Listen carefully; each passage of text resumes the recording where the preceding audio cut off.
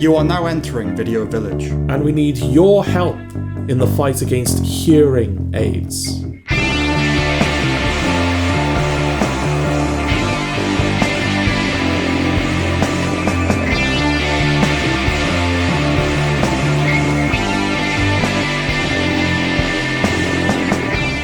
Coming up, Sam reviews Babies, Forbidden Fruits, and Wasteman. and we both review Pizza Movie, Something very bad is going to happen.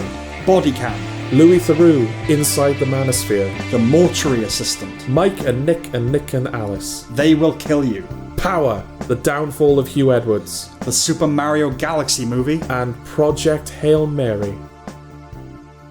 Right, I fear this will be a long one, so I'm just gonna, as ever, rattle through mine. Alright. I've got 3 things to talk about. Okay. And then we can have a conversation. Off you go. Babies.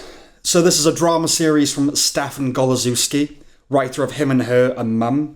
Everything of his I've seen I've liked. Yeah, you recommended both of those shows Yeah. to me, haven't you? Yeah. And then he did a mini-series with Sean Bean a couple of years ago. I can't remember what that was there. His trademark is authenticity, be that through a comic or dramatic lens. I still think his best work is in the half-hour realm, the more sitcom-oriented, real-time stuff, Yeah. which both him and Her and Mum are.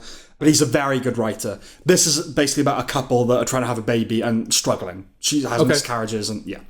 The dialogue and dynamics are incredibly well observed, at points to an uncomfortable degree. The doctor that isn't all that interested in this situation, trying to find a booklet on breathing. I've got a booklet somewhere on breathing. Like, I know how to fucking breathe. Okay. The characters feel like people. Paapas and Siobhan Cullen really feel like a couple. Outside those two, the series deals with pregnancy and parenthood in different ways. And while it does its job of elucidating by contrast, there's a problem in that you don't care about the other characters nearly as much as you do Stephen and Lisa. Charlotte Riley and Jack Bannon's characters did my head in, especially the latter. He's annoying by design, but God is he annoying. Okay. He might be the villain of the year so far. Oh, really? I think. Yeah, Okay. yeah. There was one element that somewhat weakened the show's impact for me. Goloszewski was clearly interested in exploring the struggles of many men in being vulnerable and talking to each other about serious subjects, but the obduracy of it rings just a little untrue, and not just as a result of personal bias, like me and my friends, we can talk to each other about things, you know.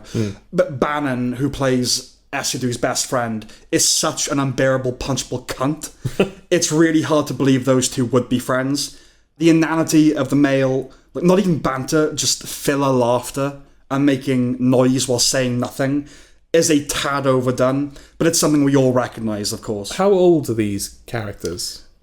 Late 30s? Okay. Mid-30s, late 30s? Okay, because was it like Dylan Moran who did that bit where he was like, you spend your life with these people that you hate, you know, Yeah. your friends. No, of course. Yeah. And the whole thing, like, they get through it and they're friends. But, yeah, that Jack Bannon is so kind of untakeable to me. Okay. I think the actor does a good job. It's what he's meant to be. But it's like, oh God, why would you spend any time with him? You know? Yeah. Especially when you like Papa Esidu so much. You feel deeply for the couple's pain and likewise frustrated when they won't communicate with each other. I found myself shouting, talk, at the screen at one point. Okay. Just talk! Yeah. There's an it's not your fault scene toward the end that seemed to come at just the right time because the stress of their avoidance was growing physically painful. Right. But just when it seemed that release was certain, it was cut short. There's no big emotional evacuation, just time passing, staggered repair, and a little cry. And that's truer to life, I guess, but you are provided a different catharsis that acts as consolation for that. The show does a service in its insistence that men can feel grief around miscarriages too.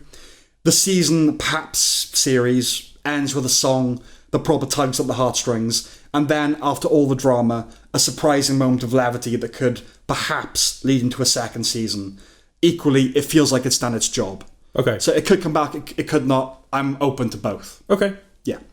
Forbidden Fruits. There'll be a very quick one. It's about a girl that starts working in a shopping mall and gets lured in by this coven of 3 20-something hot girls that also work in the mall. Okay. This is Mean Girls' coven. Right. Coven of hotties. Or Mean Witches. Mean right? Witches, okay. Yeah. The cast features a sexed-up Victoria Pedretti. I like the sound of that. Well, yeah, she's the equivalent of Amanda Seyfried in Mean Girls. Okay. Lily Reinhart is the McAdams, Alexandra Shipp the Chabert, Lola Tongue the Lohan. While I enjoyed the spectacle of a sexualized Pedretti, it came crashing down during a scene where she's nude. Oh. Not because she's out to look at, but she's Nell, you know? Yeah. And she's... no, there's like... Yeah. We never go that far with her. That's the thing. Okay. She's our age, it's not like a paternal or little sister thing. It's just don't do that. Okay. You know? It's a film about performative sisterhood, which was kind of refreshing, but its similarities to Mean Girls really are stark. They have rules on what they do on particular days, like Wednesday is even flagged. Quite probably as a knowing nod, but when the similarities are as widespread as they are, it feels less like homage and more like a bootleg. Okay.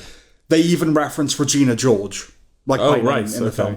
And the thrust of the plot is an initiate learning everyone's secrets and undermining the group from within. It's billed as comedy horror, but only really goes there in the final minutes, during which Pedretti is dispatched in gruesome fashion, which wasn't on. That's it, really. It's the type of film I can see becoming a mood, so I just wanted to nip it in the bud. Okay. By saying, no, don't do that. Poor Pedretti. Yeah, poor Pedretti. We might be saying that again. Indeed, she will come up again. Yeah. Wasteman. One of your no-frills British prison films. It captures with great verisimilitude life behind bars. I imagine so, anyway. Okay. And right up to the moment, too. So drones play a role in the daily doings. Like, they fly up to prisoners' cell windows. Oh, right, okay. Director Cal McCaw spent 10 years doing research, which mostly involved watching footage from phones smuggled into prisons, which is, like, really common, it turns out. And it shows, you can tell. The film is peppered with such footage, which is quite unbelievable. The lead, David Johnson, so the guy from Alien Romulus, the black guy, the synth industry as well, right? Yes, yeah. He has a nervous face anyway, which is a boon for the character here. And Tom Blythe, his cellmate, is truly odious. Yet he manages to grow on you a little before things take a shape of the pair. Having seen him in other things, I have to reluctantly praise his performance. Okay. He's like a good-looking British guy, you know. Yeah, fuck those guys. Fuck him, but he is like really good in it, which is annoying. It doesn't break the mold, but it's 90 minutes of your life that are worth it, I would say. It's interesting because, like, maybe, and I think this shows more of my taste than anything else. Yeah. But, like, we talked about Inside last year, yes, didn't we? Which was another prison-based drama film. And so in my head, I'm just thinking, well, what's this doing that Inside isn't? Right. And I don't know whether they're similar in any way, or whether they're trying to accomplish different things, but it feels like, didn't we recently have, like, a good kitchen sink grounded drama prison film? It's nothing new. Yeah. It's the performances are really good. It goes in directions you might not expect. But, you know, it's all of a piece with Inside and Starred Up. These films all do similar things. Okay. But it's not a bad film. It's a good film. Okay. But the trailer makes it look a lot more dynamic than it actually is, I will say. Okay.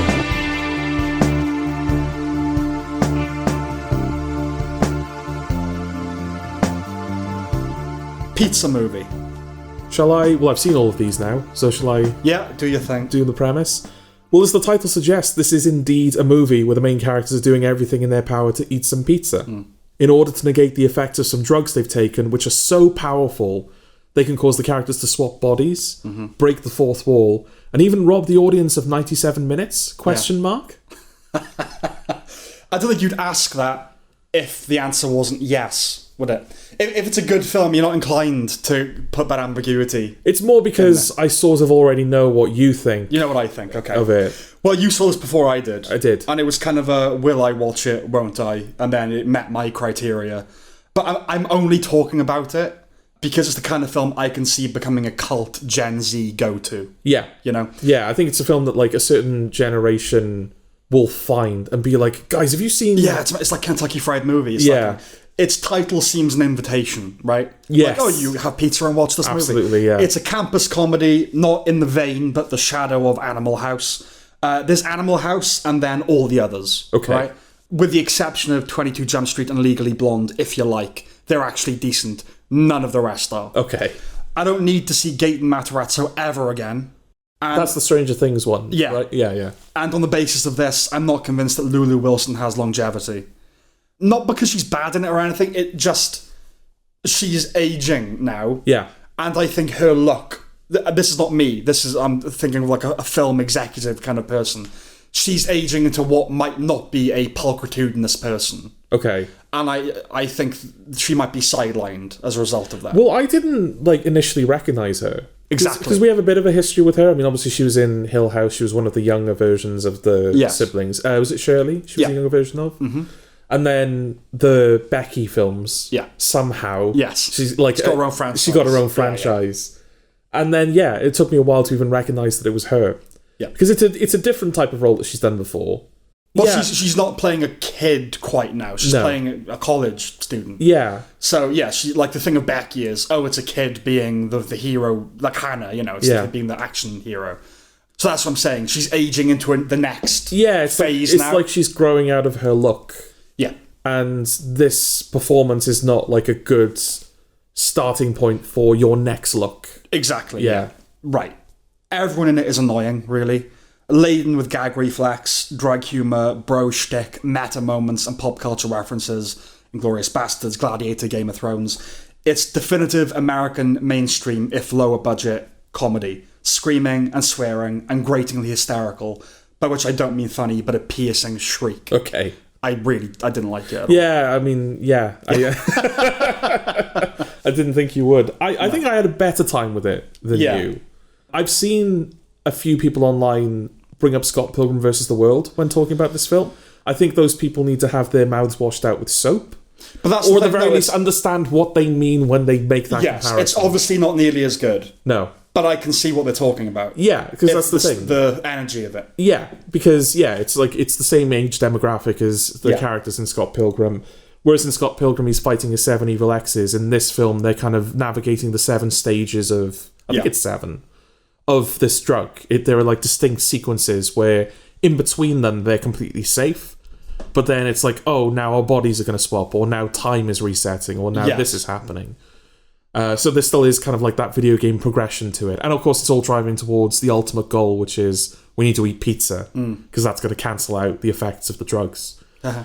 But it's nowhere near as good as Scott Pilgrim, No. and obviously that's it's still my favourite film. So. Right. It might be our age as well, but I don't think it is. And the 20-somethings in Scott Pilgrim feel like 20-somethings as we would think of them as younger people. Yeah.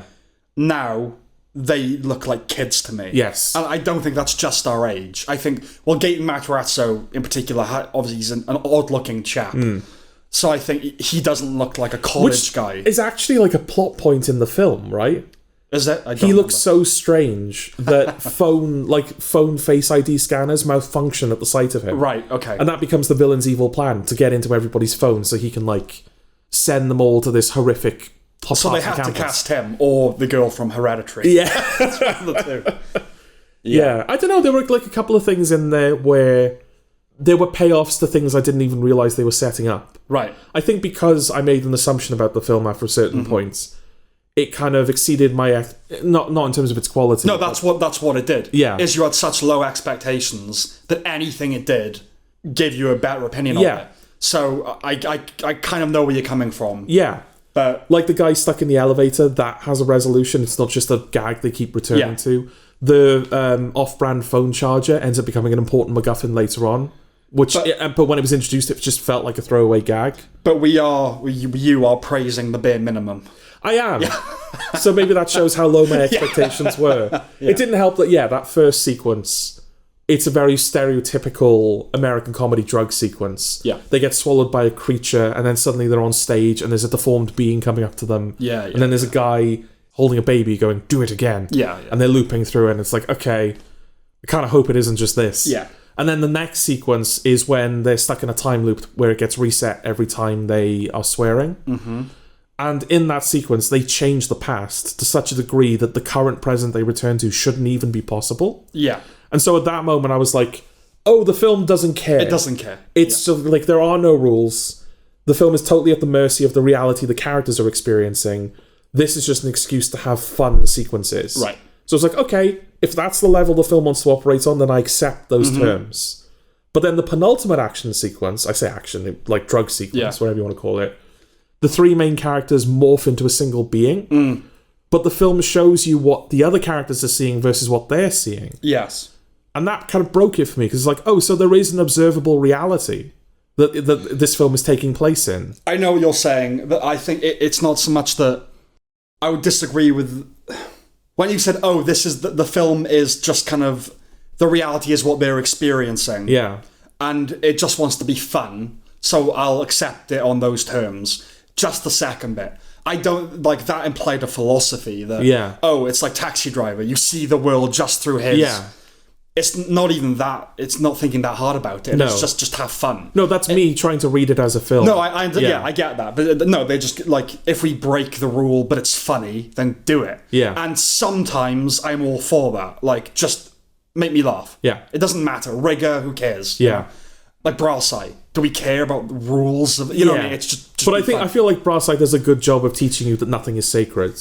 Yeah, no, Brassai is one, it's all of a piece with itself, isn't it? But yeah, no, it's just the kind of film I really detest. Okay. Yeah, the sense of humour didn't always really, I should say, landed. I didn't find anything funny. I did like the rhythm of it, though. I feel like it was a well-edited film. That's your kind of thing, yeah, definitely. It is well-edited, yeah. But like when, the big reveal that it's, he breaks through the film and you see the writers writing the film. Yeah, I didn't like that. No, that's nonsense. And they've got like all the thing mapped out on, I was like, I don't believe that you did that much planning. That's bullshit. It's probably the last thing they filmed. Is like, oh, we should probably have stuff on the board to make it look like we're writers. Yeah. But I mean, like, She-Hulk did that years ago. And back then it was like old hat. Yes. It's not new. Yeah. I think that's enough, right? Okay. I guess so I don't know if I would fully recommend it. Okay. I think much like Scott Pilgrim, I think it has an upper age limit. Over a certain age, you're not going to get anything out of it. Would you recommend it in the sense that if you have zero expectations, it does do the bare minimum? Sure. Okay, fine. I think that's fair enough. I won't even give it that credit. So, okay. But okay.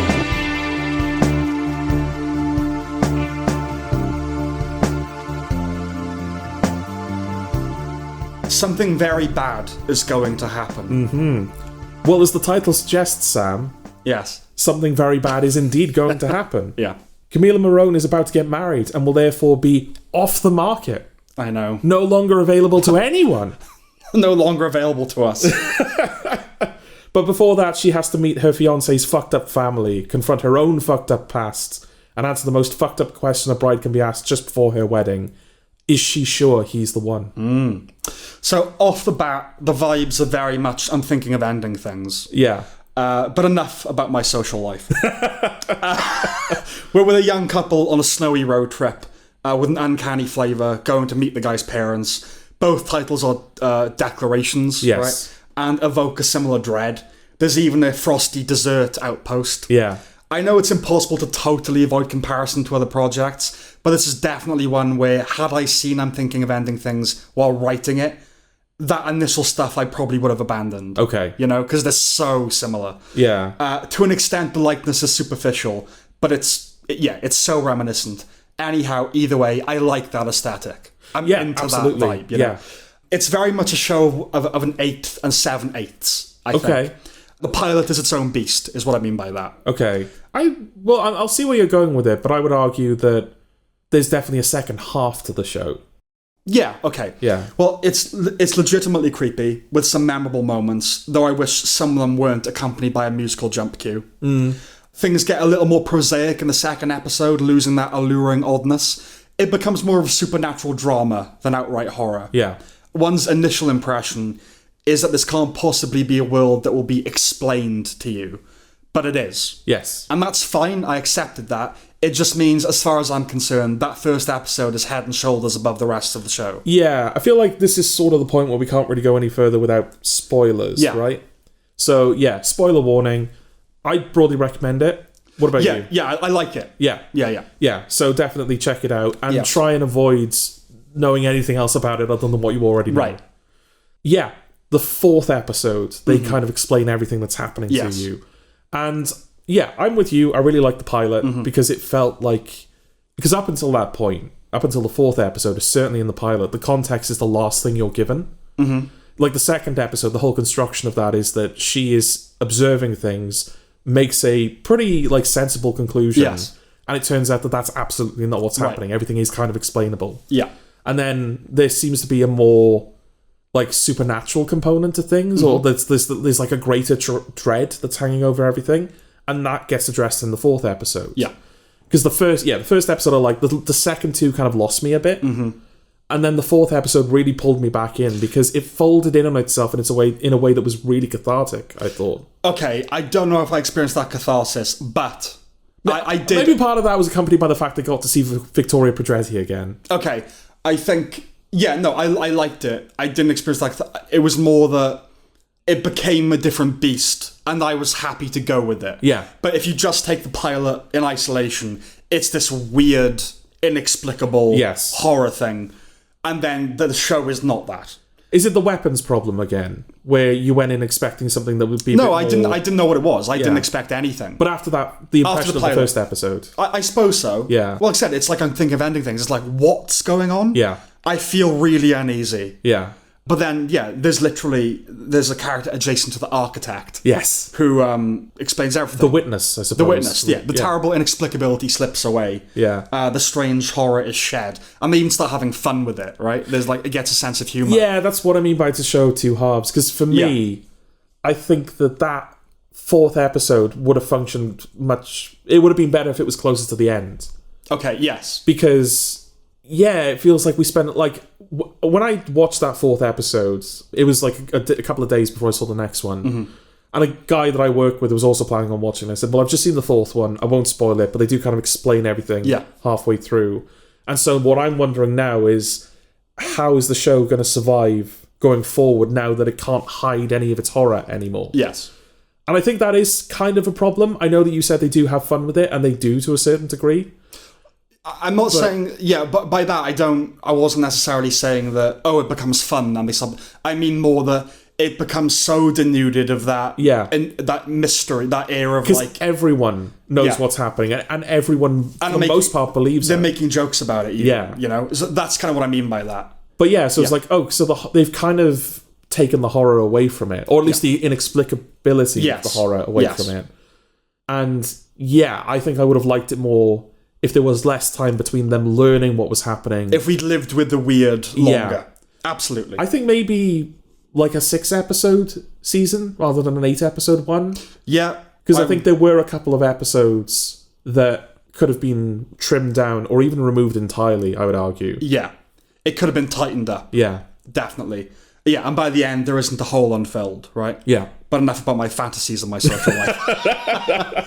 Camila Morone, our lead. I like her voice. A very good voice. I like her voice. I mean, good face and everything. Let's not fuck about. She's very telegenic. Yes. She is. I thought she was really good, actually. Yeah.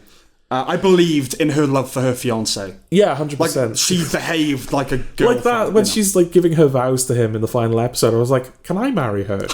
She's like really, she's really selling it. I liked her a lot in it, And she feels very specific. It doesn't feel like the actress, I don't know her, obviously. Just the night manager. It didn't feel like, just the night manager. It didn't feel like the actress was playing herself. It felt like she was inhabiting a specific character. Yeah. Yeah.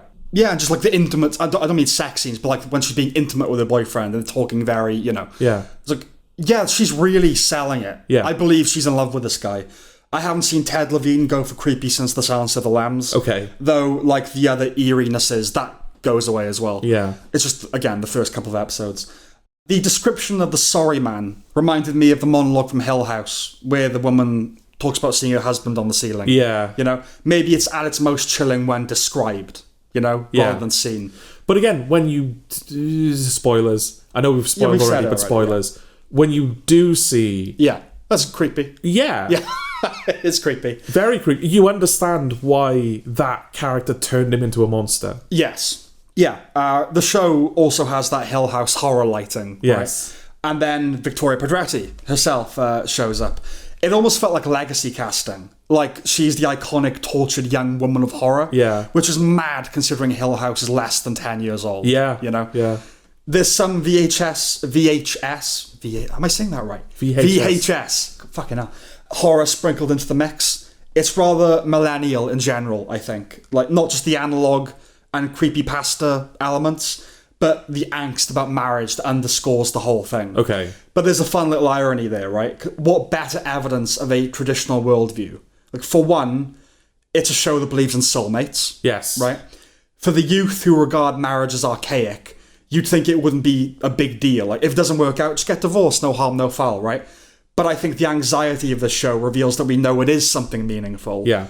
If not quite divine, right? Yeah. It's got millennial vibes about it. It's doing like those creepypasta things.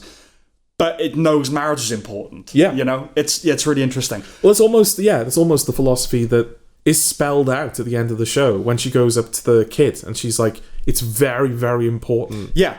Well, who it's saying you marry. soulmates, it's saying a very literal thing Yeah. in this world, you know? Yeah, that's a truth that is revealed in the final episode. Yeah. Because I won't quite say what happens, but Yeah.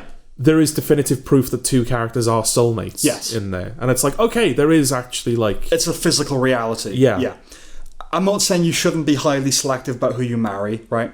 But the eye contact scene does a good job, perhaps accidentally, of crystallizing a beef of mine with modern relationships. Crystal beef. So it's like a ritual thing. She and her fiance are made to just look into each other's eyes, unbroken. Yeah. And then gradually she starts to kind of, oh God, I'm getting confused. Like, Yeah. I don't know how I feel about this. It's focus warp, right? Stare at yourself in the mirror for a few minutes and repeat your name. All definitions will start to slide, Yeah. right? I don't know that we're optimally designed for hyper introspection. Like you should be very careful about who you marry. But if you look at anything like that, you're going to start to lose faith in everything. Yeah. Because just, you're going to start seeing the particles and go, oh, well, there's no solids, Nothing ever touches anything. Exactly. Yeah. Right. I liked it. It was something different. It comes out on the side of taking the plunge before that goes tits up anyway. Okay. It ends up being about the end of a relationship, really. That's what the story is, rather than the next chapter.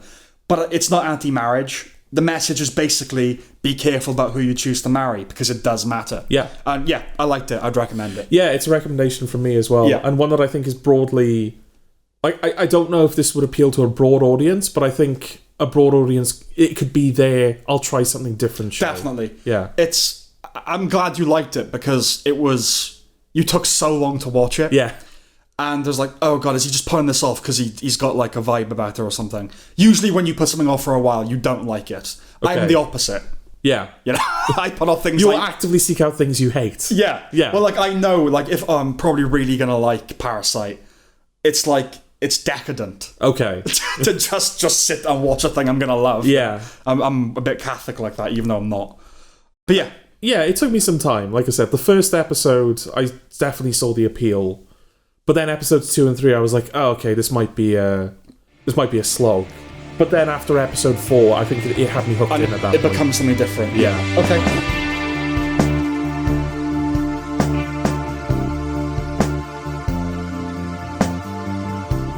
Bodycam. Well, as the title suggests, Sam, this is a film captured with body cams. Filmed with a body cam. What? Yeah, it's just a Karate Kid. Oh, right. I don't know what you were doing that. yeah. Filmed with a body cam. Yeah. You have to do the laugh after as well. Okay. Go on then. Oh. With the body cam, yeah.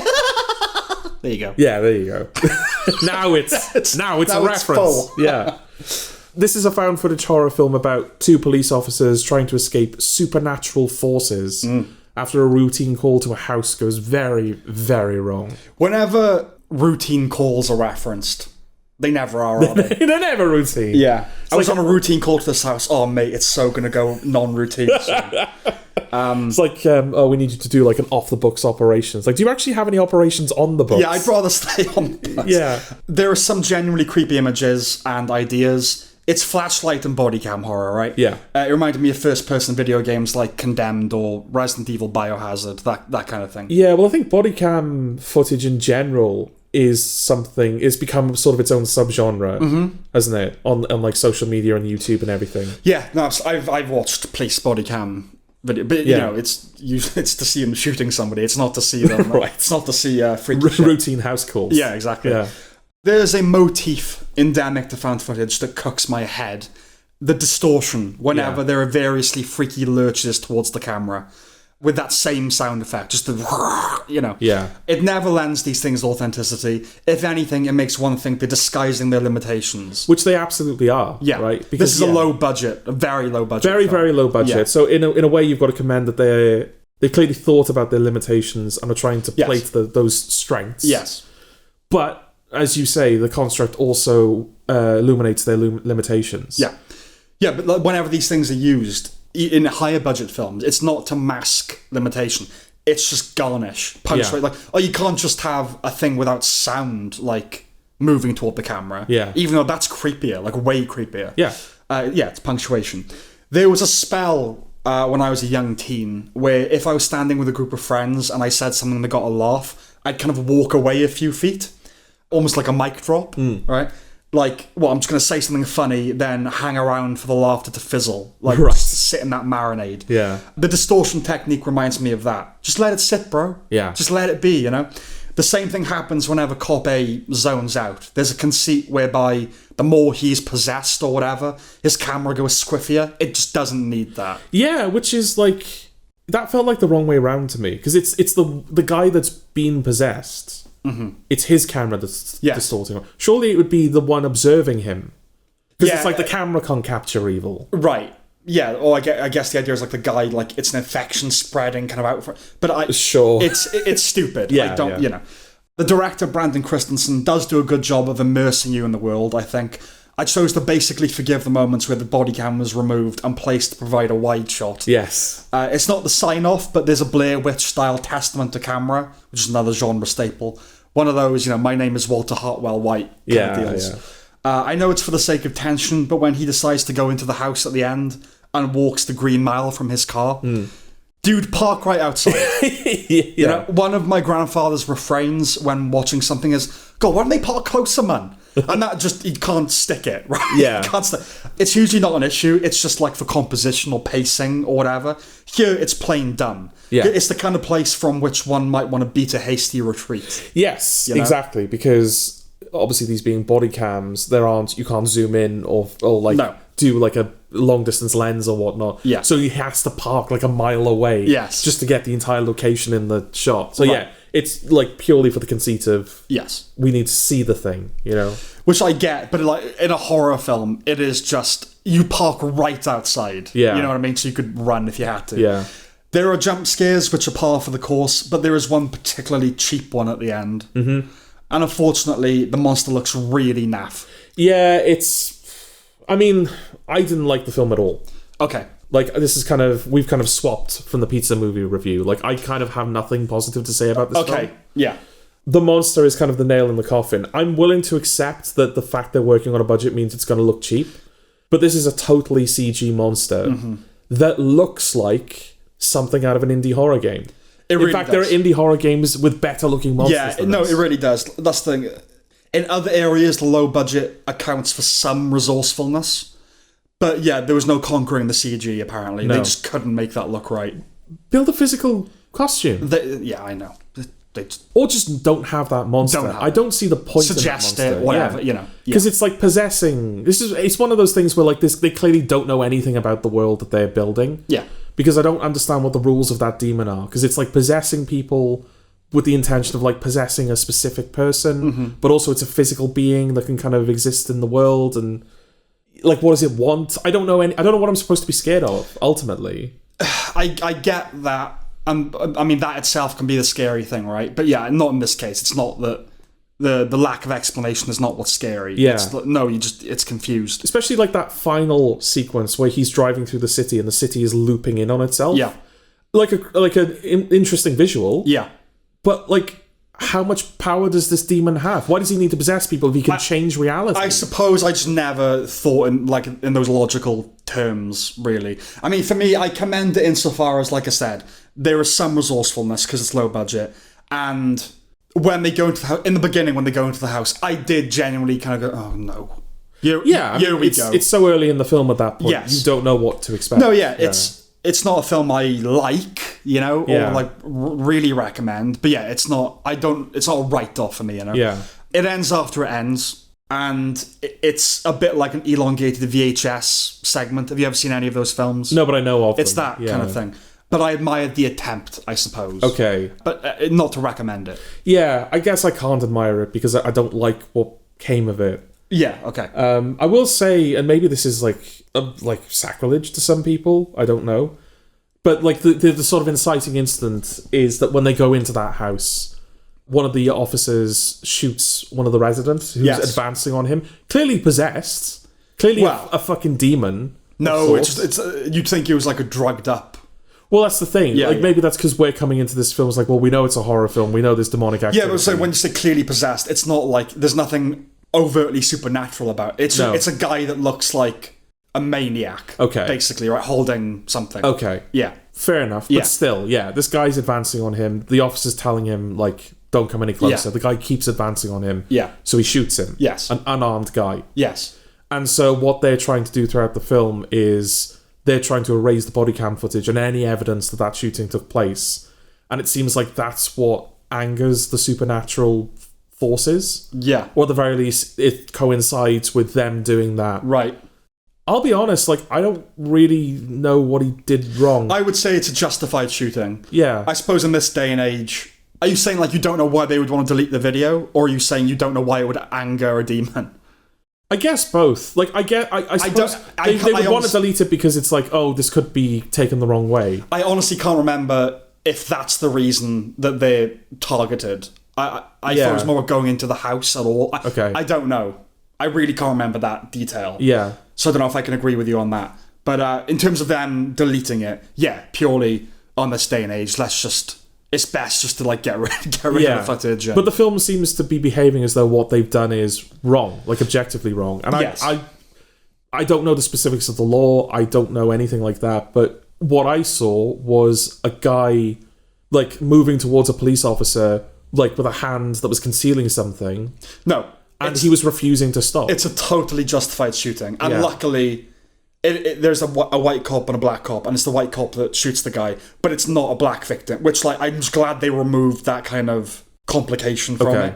There is something later about the mother of the black cop, like, doesn't like that he comes in wearing a cop uniform. Yeah. But I think that's less racial and more class. Because she's like, oh, you're not interested in helping the people in this area. And when they go into the room with all the people she's helping, they're mostly white. Okay. So it felt more like an economic thing than it did a racial thing. Okay. But yeah, obviously the fact it's a black cop and a black mother, it carries connotations about attitudes toward the police. Okay. But you know, I think that's kind of enough said. Yeah, I mean, I can't recommend it. Even with its relatively brief runtime, it's like 75 minutes. Yeah. Right? It's really, really short. Yeah. And yet it still felt like it more than outstayed its welcome. Fair enough. I didn't have that strong a negative reaction to it. I thought it was like, but I wouldn't recommend it. Okay.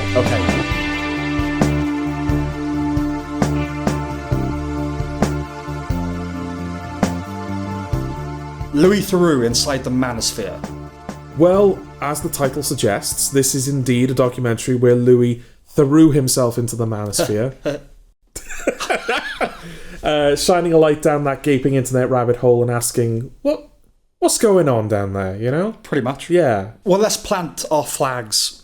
I'm proud to say that I'd never heard of any of the men featured in this documentary, except Andrew Tate. Yeah. No, he's not actually interviewed or anything. Yeah, he's kind of like positioned as like the granddaddy. The figurehead of this sort of movement. But yeah, I don't think I knew any of the guys in this either. I'm proud to honestly say I've never seen a video of Andrew Tate's, even by accident. Yeah. I've seen bits of videos that other people have shared. Yeah. But I've never, ever seen a video by him. No. The job influencer is less palatable to me than arms dealer. Yes. I'm all for maintaining civilizational masculinity, but no matter where I am on the political spectrum, like that means anything anymore, I always hated overly macho dickheads, and I always will. Yeah. I was a bookworm and a film lover, right? And before we launch into the hardcore sphereman in the documentary, Theroux issues the caveat that much of the Manosphere is made up of uncontroversial comedians and podcasters that talk about fitness, women, and wealth. Even that is territory I find repellent. Yeah. So I'm assuming you agree with all that. Well, yeah, I mean, just listening to these guys talking about content, like, we're creating content. Yeah, bro. Content just became such a dirty word. No, absolutely, yeah. Content provider. Yeah. Before we get into the review or talk about what they talk about, I feel like let's say who we are. Yeah. And I think you would agree with all those things, basically. Yeah, there's nothing I disagree with. Yeah. Okay. Louis Theroux has done things I've liked. I used to like him a lot more, but his reputation isn't what it was in our post-2016 world. And his shtick can wear thin, but on balance, he's on the level. Right, for me. I think this review will be more of a response to what's said in the film over a critique of the filmmaking. It's a by-the-numbers through doc, right? Yeah. Yeah, this review, as you say, it's going to be more about the content than the construct of it, because... Dirty word. Yeah, exactly. Yeah. What is there to say about this? It's a perfectly functionally... It's like every Louis Theroux documentary. Yeah. It's not drawing attention to itself, it's just filming the guy and the people he talks to. Yeah. Because I think I've brought this up a couple of times, but like there are YouTube documentarians that are creating YouTube documentaries that are equally as... Of course. You know, well put together as this. And so it is kind of... I think maybe because it's that collision of worlds, it's kind of... Because you've got Louis Theroux with his big cameras, his big Netflix cameras, speaking to this guy who's just filming on an iPhone. Yes. And there's that moment as well, isn't there, where he's talking to... It's not Cavicula. Who's the first guy he talks to? Harrison Sullivan. The main guy. The guy that's in it the most. I think so. Yeah. Cavicula. I've heard his name 3 or 4 times in the past 2 days. Okay. And I resent it. I don't want to know anything about who... No. I don't really know anything about him. Yeah. I don't want to know. I've now heard the term lux maxing. Yeah. And I thank Bill Maher for that, because he talked about it in similar terms. Like, why have I heard of it? Yeah. I don't want to know this thing. Hell. But yeah, just that moment where he is talking directly into the Netflix cameras, and Louis Theroux's like, mate, I'm over here. You talk to me. Right. And he's like, oh, sorry, bro. I'm used to talking like... Yes. Is it like phones where like if you ask a certain generation to make like a phone gesture with their hands, like an older generation will kind of do like the old handset. Including us. Yeah. But newer people will, it's like they're holding an iPhone up to their head. It's like a totally different language. Absolutely. And I do feel a bit like, because in that, it felt like that moment in the documentary, it's kind of used as like oh, look how silly these people are. They didn't know not to speak into the camera. Right. But there was a part of me that was like, well, no, that's what he knows. That's how he makes... Okay, yeah, I can't remember how that's framed, but that wouldn't give me a lower opinion. Though if someone asks you a question, if you're with someone and they ask you a question, you do look at them. Yeah. So there's a bit, that's somewhat psychotic. Okay. If it's just like there's cameras, I get why you were talking to the camera. But not if there's a guy talking to you. You know you look at the interviewer. Yeah. Everyone knows that, you know? Okay, so, yes, they're vile. Yes. They're vile. Yeah, don't like them. And every man I know that's watched it has said as much, that men, we've got to stay home till we sort this out, all that kind of stuff. I'll say what I haven't heard anyone say, which is not a defense, but a context. The rise of this type of cretin does bespeak a calamitous breakdown in gender roles. Men need to be men, and we live in a feminized world in the West. Okay. Right? Personally, I'm happy with the place I occupy, which is kind of straddling both, right? I don't feel the need to pretend to be into the match to get on with goofy lads. And I don't need to pretend that I totally gel with flamboyant gay dudes. Okay. Right?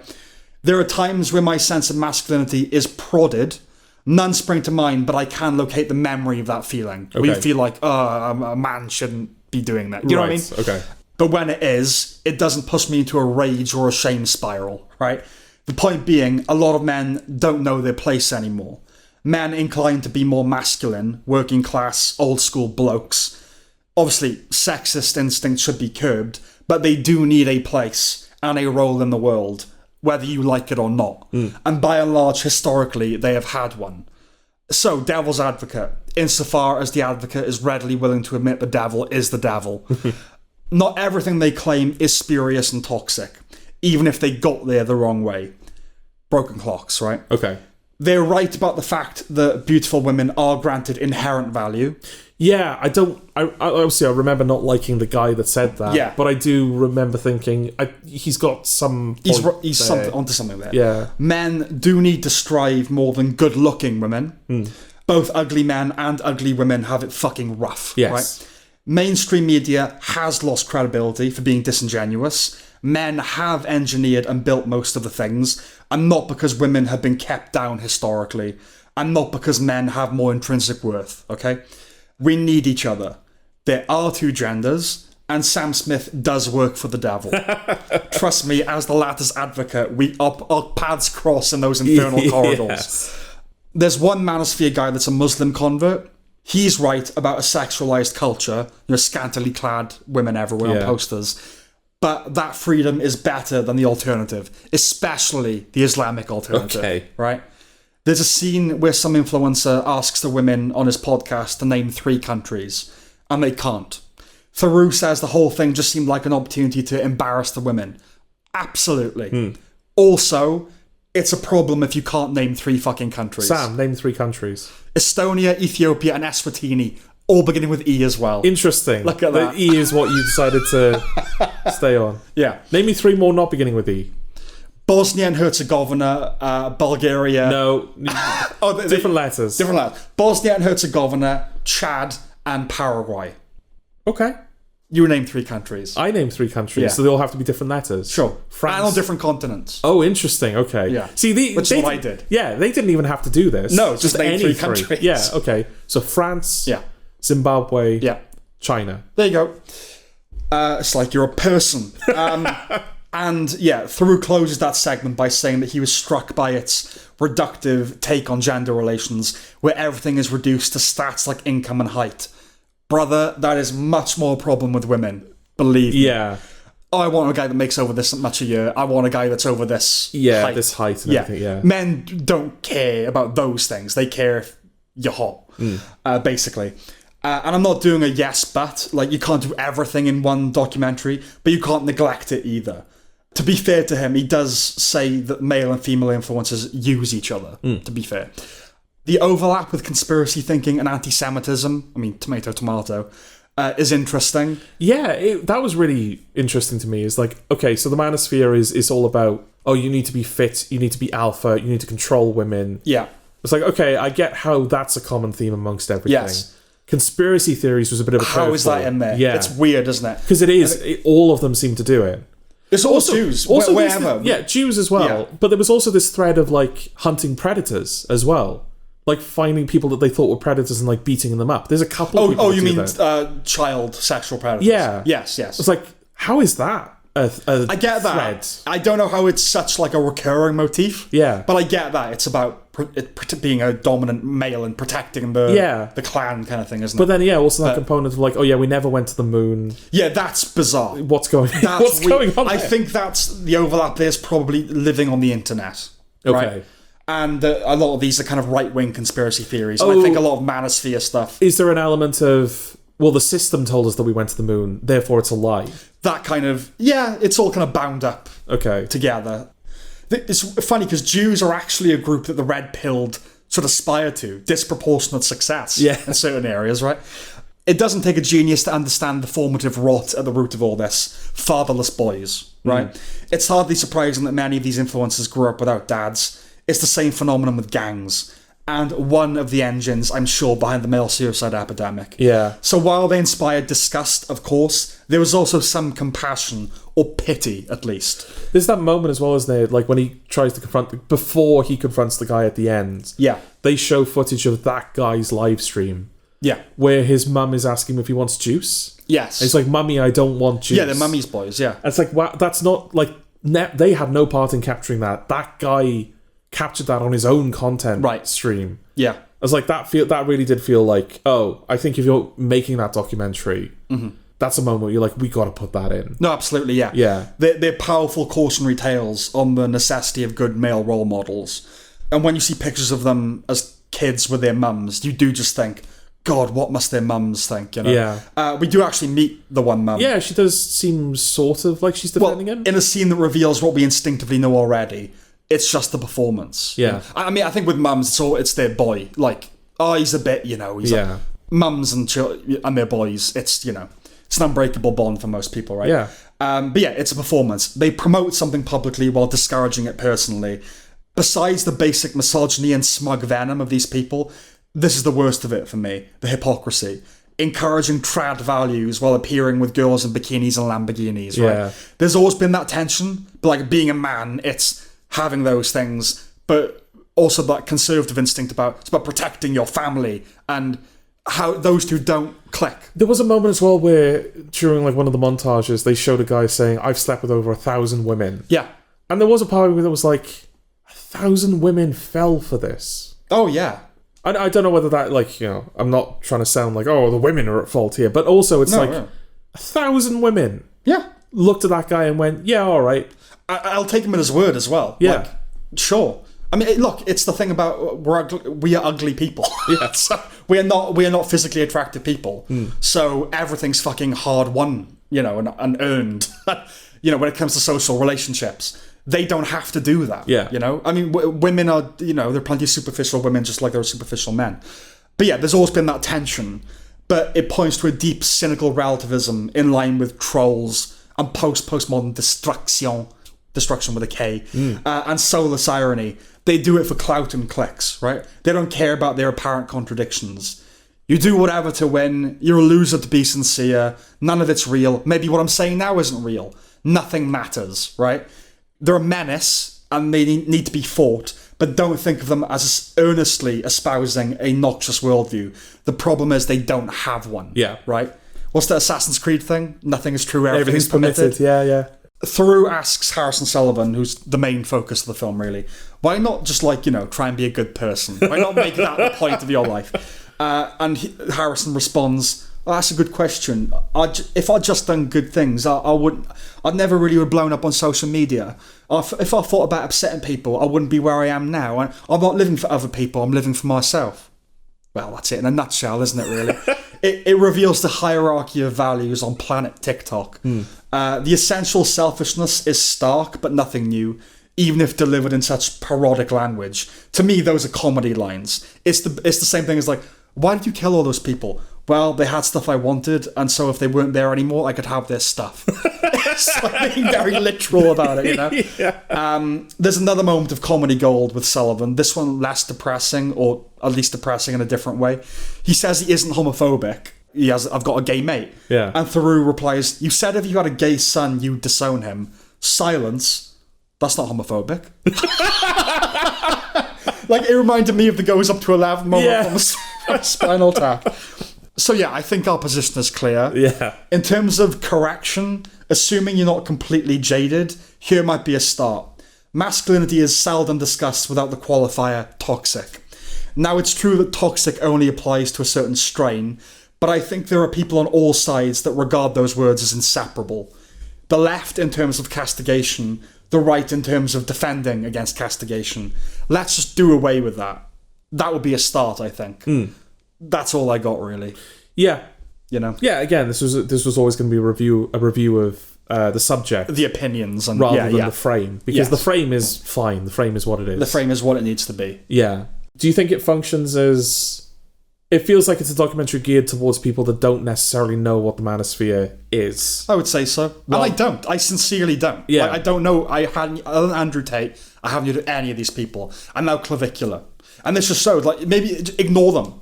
Yeah. Because I wouldn't have heard about either of them had mainstream people not complained about them, basically. Yeah. Yeah, I honestly never heard of any of these dopes. I'm not in that world. It's not... The algorithm doesn't recommend them to me. It might now. Yes. Because it's listened to me. Yeah. But ignore them, basically. Yeah. They're not to be taken seriously. Okay. They're not philosophical enemies. They don't have one. They're just pests. Yes. Yeah. Ignore them. Okay. I assume you agree. Yeah. No, I don't like anyone in the documentary other than maybe Louis Theroux. Yeah, I mean, as a film, I don't know if I can recommend it as a film or as a documentary. It's more if you're interested in the subject matter. If you're interested, watch it. Yeah.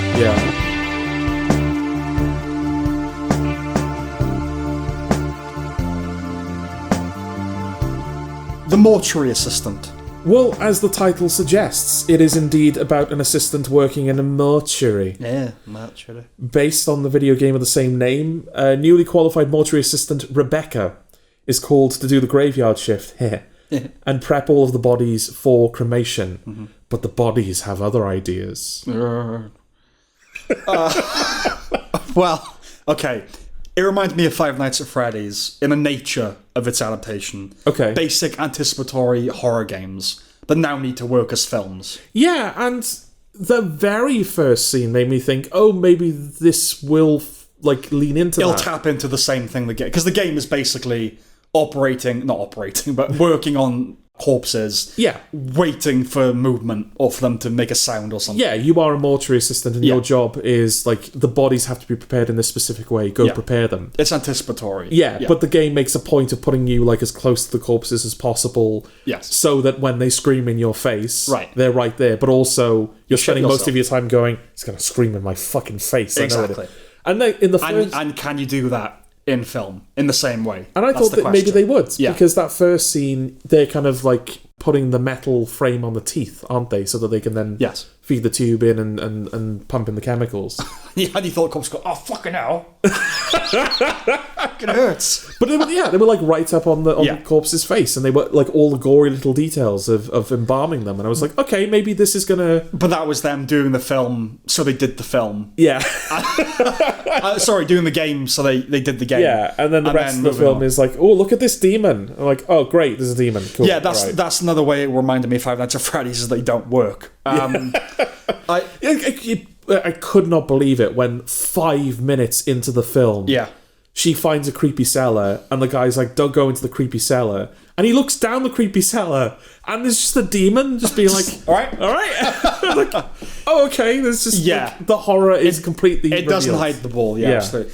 I considered watching a playthrough of the game, but like balked at my own implication to myself that it was necessary. Yeah. It's like, no, why should you, The film is actually longer than the playthrough I saw in the search results. Which makes it the second film this year to do that, right?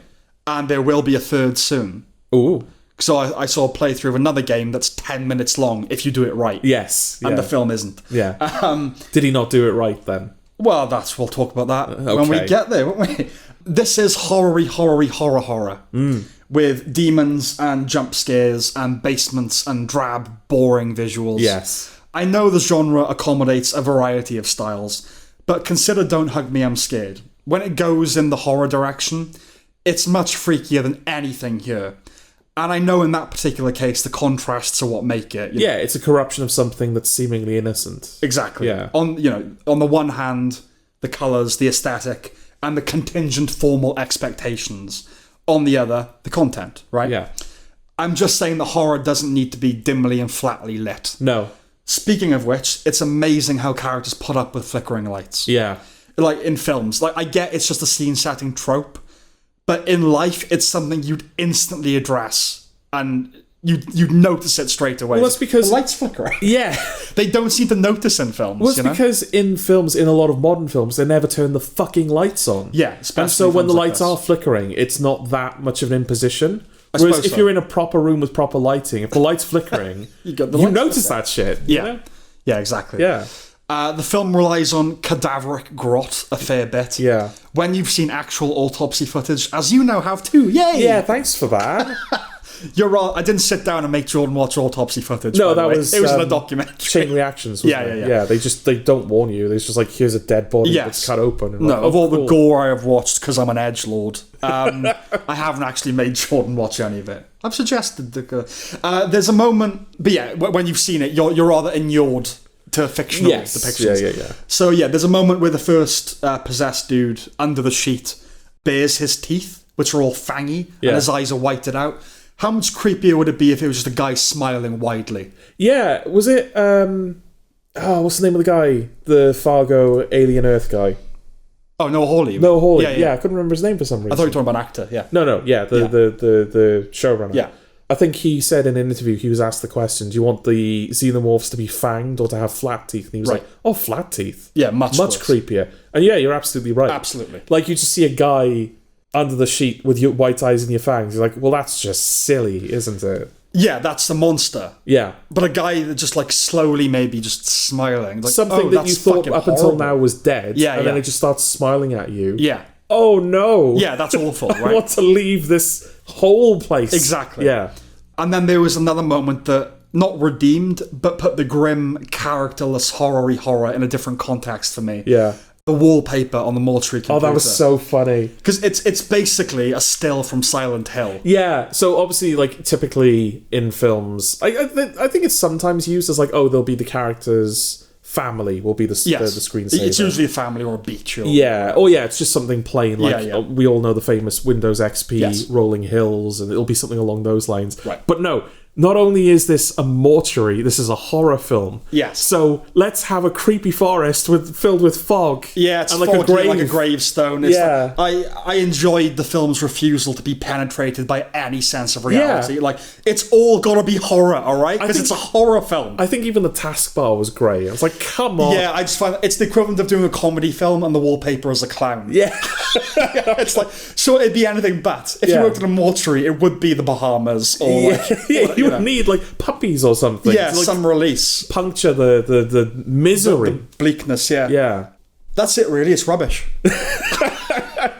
No, it really is the most like cliched. Yeah. Like there's possession. It's horror. I feel like a lot of the stuff I said in Bodycam, I probably should have left it till this point because it's all the same kind of points. It's like, I don't understand what the demon wants. Oh, yeah. No. Like, it seems to be, it wants to possess her because she has, like, a powerful enough will to, like, repel the demon. And so I guess that means the demon's like, oh, but I really want her. Challenge accepted. Yeah. And so to get to her, it needs to, like, possess the bodies. But they don't go through the rules of, like, oh, it can only possess, like, dead bodies because there's no soul in there. And then it's doing the same thing where it's warping reality because she kills a person that it later turns out she didn't kill. Yeah. So it's like, well, again, if the demon's able to completely change her perception of reality, why does it need to possess her? And also it has a physical form, so why does it need to possess anyone if it could just... Like, the final shot of the film, she walks out of the mortuary in broad daylight and the demon's just on the hill. Yeah. Just, like, looking at her and she's like, all right, I'll go back inside then. I mean, good for you that you thought about it. Someone needed to. Well, they clearly did. I mean, but when it became clear it was a write-off, I didn't bother thinking about like how rigid the plot or the law was. I get why you would, but to me, this is like a cut-off point where I go, oh god, who cares? And this is definitely one of those films. Yeah, who cares? Again, it's just one of those things of like, I understand like some films are just inherently scary in the same way that some things are just inherently funny. But yeah, I was like, well, if you're not teaching me the rules, then how do I know what I'm supposed to be scared of? What do you mean by that exactly? If you don't teach me the rules, what am I supposed to be scared of? Yeah, like I don't know the threat that the character is facing. I don't know the parameters of that threat. So is there nothing the character can do? Or is there like a way out? Like what are the stakes kind of thing? Yeah. I kind of know what you're saying, but I mean, yes, I suppose, but this is the kind of horror film that it cares about scaring you by making you jump. Yeah. And by doing gross stuff. It's not about, and I think really think about like what's happening here. I think that's why I reject it, because it's like, well, you're just throwing things at me that are just instantly scary. It's horror. Yeah, no, that's exactly what it is. Yeah, it's fanged creatures and it's jump scares, and it's like, yeah, but like, what am I supposed to be scared of? It's the horror equivalent of pizza movie. It's like, oh, is it scary? Yeah, all right. Yeah. As in, like, put that above all else. Put the horror above making sense or having an internal logic, or... And yet the film seems to demonstrate no interest in building up anything that's genuinely But horrific. It isn't actually scary. Yeah. Yes. It's not... Doesn't stay with you. No. I don't remember it. Yeah. I remember the wallpaper on the computer. That's the only thing I will remember. Yeah. Is the fact that on the wallpaper, the computer background of this mortuary, he has a picture. Because it's not incidental, right? That's a choice. Someone comes to and goes, "What should be on the wallpaper?" And he goes, "Oh, well, it's a horror film, so like a grave or something." Yeah, a grave and fog and just yeah. So I think that's not a recommendation. Not a recommendation. No.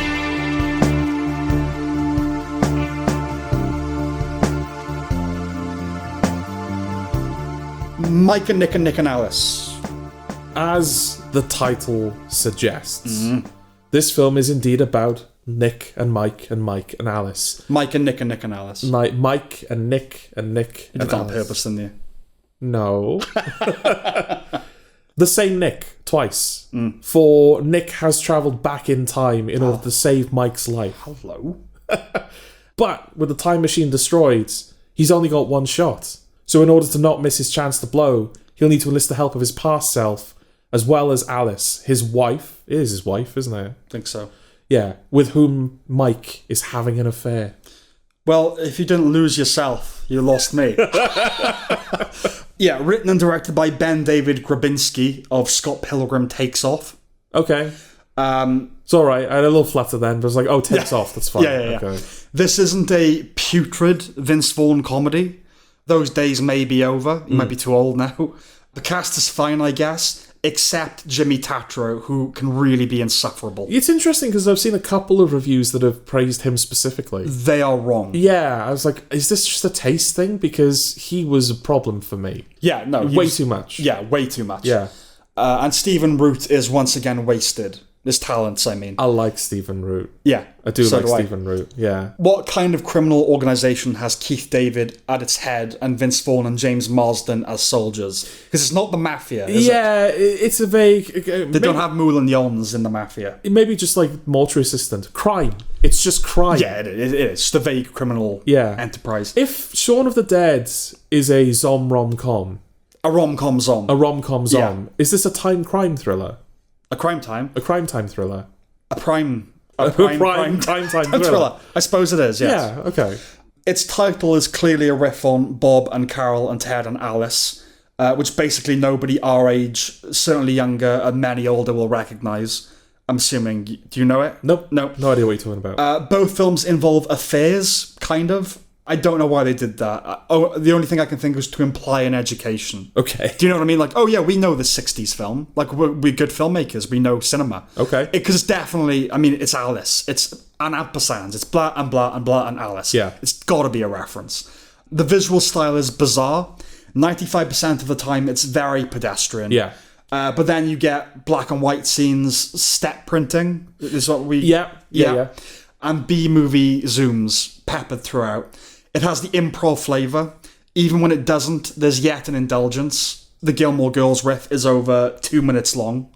And referenced later on in the film. Yeah, it's like a plot point. Yeah. There's upbeating.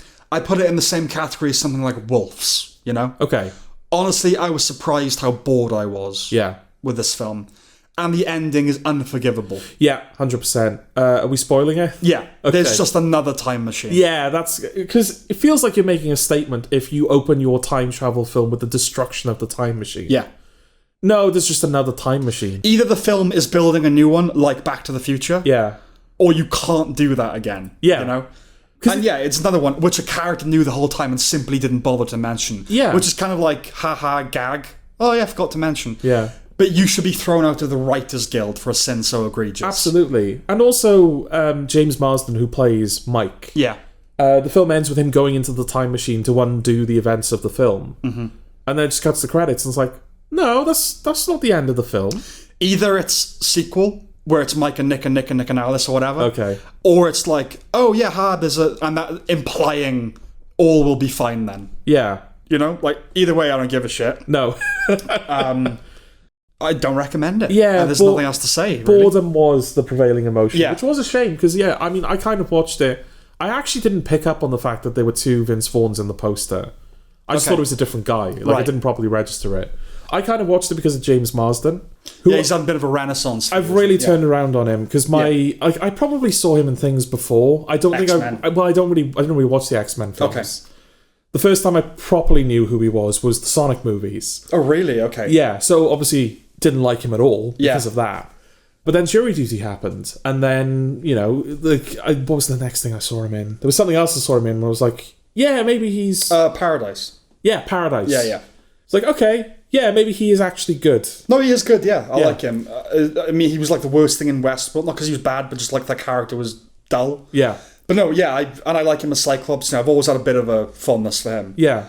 So when I watched this, what I just assumed was like a crime film involving James Marsden, and then time travel is introduced into it, I was like, ooh, okay. Right.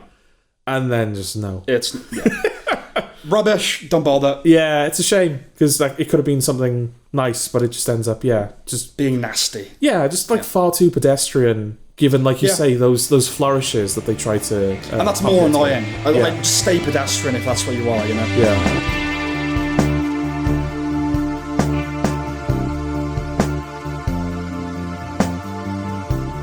They will kill you.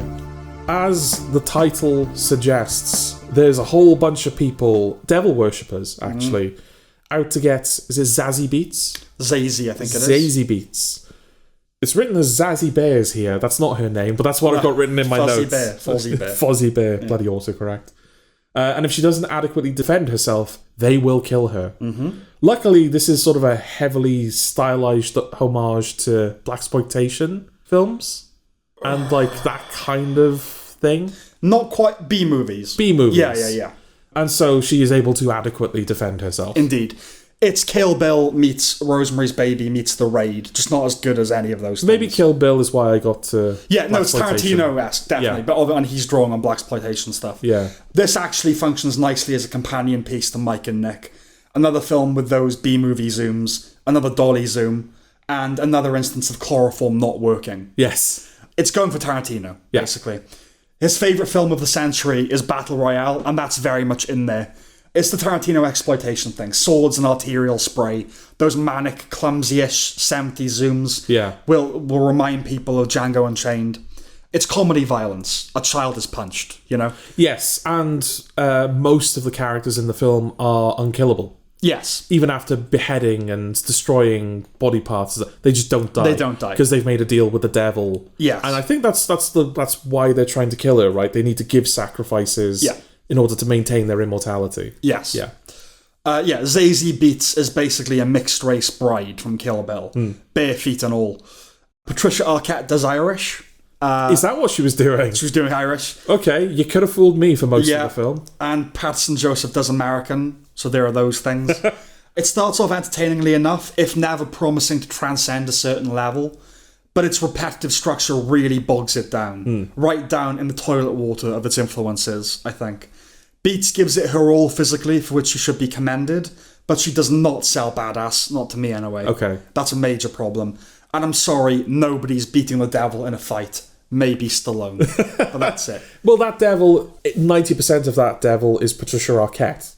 Yes. So, you know, give her some... No, I mean, but she's actually fighting the devil. Yeah. You know. The satanic pig noggin made me think of the Sorting Hat. Okay. I did like him, because it's always fun to see how a film decides to depict the devil. Yes. Just a severed pig head. Yeah. Covered in names. I was like, okay, that's a cool visual. I like that. When all's said and done, Beetz emerges from the building to be asked, what happened in there? She says, rich people. Well, it's better than white people, but still, ugh. Just ugh. And it implies that that's what the film was about, and it wasn't. No. Nah. It's weird, though, because it takes place in this luxurious New York high-rise. Yeah. Virgil, I think is the name of the building.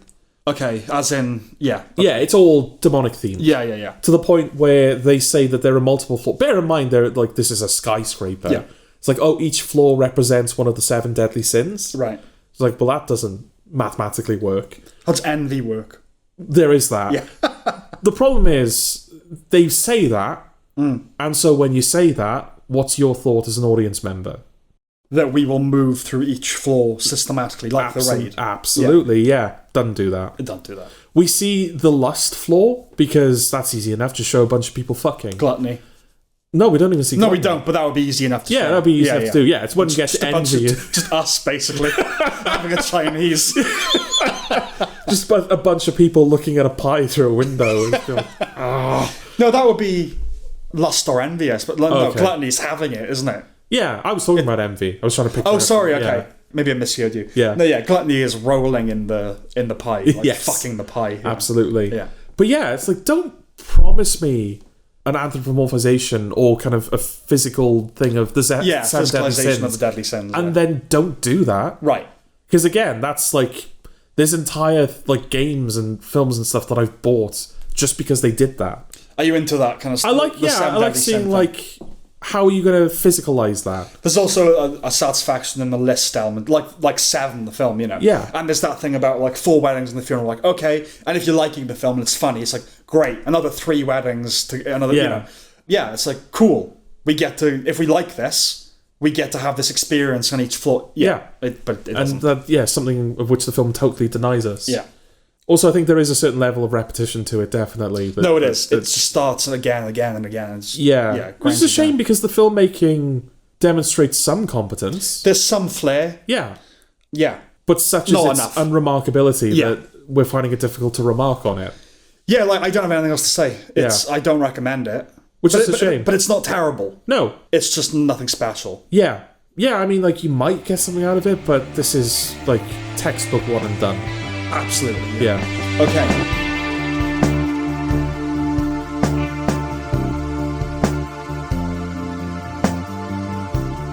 Power. The Downfall of Hugh Edwards. Eyebrow. You're doing the eyebrow. Doing the eyebrow. The trademark textbook eyebrow. Trademark non-sprout. Well, as the title suggests, this film is about power. The Downfall of Hugh Edwards. Yeah. I can't not say it like Jeremy Clarkson. Okay. It's the only word in the title that has a red strike through, or like background. Like Or a red power. power. Right. So every time there was a commercial break, because this was shown on channel 4, 5? 5, I think. Yeah, so plenty of commercial breaks in there. And just whenever it popped up, power! Okay. The Downfall of Hugh Edwards. It's like, okay. For those who may not know, Hugh Edwards was at one time the most trusted and liked newsreader in the UK. From Wales as well, which was nice. Yeah. Well, it turned out that turned out that he was creating and indulging in indecent images of children. Yeah. Well, no. Not Less creating. nice. Not creating. Okay, well then indulging. Yes. Yes, which was less nice. Yeah. Eyebrow raising. Eyebrow raising, to say the least, yeah. This film tells the true story of his downfall through the prism of his relationship with a 17-year-old boy, that the film assigns a fake name, depicts scenarios that have been altered for dramatic effect, and shows some text messages which the film itself admits are not fully accurate. So the introductory text reads, "This drama is based on extensive interviews with the victim, his family, and the journalists who revealed his story. In other words, if we're being honest, the victim." Yeah. And yeah, it's followed by some scenes, characters, and text messages have been dramatized. Scenes, okay. Yeah. Characters, okay. Text messages? Yeah, that's the one thing. One thing for which you could have maintained strict fidelity to the Did facts. Baby Reindeer even do that? I think all of its text messages were legitimate. I think so. Yeah. Yeah. There were other problems with that maybe won't represent whatever, there are different sides to the story, but I think the texts were all real. Yeah. The filmmaking, such as it is so unremarkable as to preclude remark, Oh no, I wish to remark on it. other than to say, of course it's Broadchurch. Yeah. Yeah. This is like a disgusting looking show. It's really Film. It's a movie. a That's what film. you got- Yeah, I think just because it was TV, my brain. Well, just it's a went slow. Channel 5 film. Yeah. It says it all. Like, what? It kind of, It it's is Channel 5. Yeah, there is not a single color, and yet somehow it's not black and white. Yeah. Fool's monochrome. Fool's monochrome. It's drab. It's boring. The whole film just takes place in just unremarkable rooms. Yes. And as we've said many times before, that is where a cinematographer can make their name, such as a film like The Social Network. That is a film that takes place totally in rooms, and yet that is a great-looking film. Yes. This film does not look great. It does not. It's in, council houses, and we do see the inside of Hugh Edwards' house, which is like his study. Yeah, yet somehow they made that look really boring and shit. Right. Because, again, they don't turn the fucking lights on. No. So we're in this big room with all of this ornamentation around it, and all you can see is just Hugh Edwards jacking off at the desk. Yeah. It's like, I know he's in a room right now, but I couldn't tell you a single, feature of that room. It's a really, really He's got ugly like a film. baby bear's head on the wall. Yeah, well, in the first place, it's catering to mob prurients, because, it shows him wanking, not the member, but, you know. It's not like we have a great deal of historical distance from the story. The film begins in 2022. Yeah. And do we need another one of these respected bloke was a pedo biopictorial exposés? I think the point has been made. Yeah. Although they do keep making them. They do keep making it. Pedos, I mean. They do keep making them. We do keep making pedos. Yeah. The first shot of Martin Clunes as Hugh Edwards has him raising his eyebrow in that iconic fashion, thereby suggesting this will indeed be an all-eyebrow, all-accent performance. Yeah. He's fine, but he's Martin Clunes. Did Hugh Edwards even raise his eyebrow when he was telling the nation the Queen had died? Probably not. Yeah, I mean, I have a problem with that in general, that scene, because, again, it's a newsroom. We know what newsrooms look like. Yes. That does not look like a newsroom. No. And if you want to disguise the fact that it's BBC branded and everything, fair enough. Maybe I imagine the BBC wouldn't want anything to do with this. But turn all of the lights on. It's a newsroom. It's a common pet peeve that when you see talk shows or whatever in films, and then they don't look right. Yeah, they have like dramatic like studio lighting. It's like, no, it doesn't look like that. It doesn't look like that. Can you imagine if the Pit had that kind of like dramatic studio lighting? Yeah. It's like, that's not a hospital. This is not a newsroom. Yeah. And yeah, just like, I don't even think he's wearing the same suit that he wore. That is a famous clip of him announcing the death of the Queen. Sure. It's you know what that is. Mm-hmm. Everyone can look it up as reference. And they just didn't get it right. And it's the first thing you see. Yeah.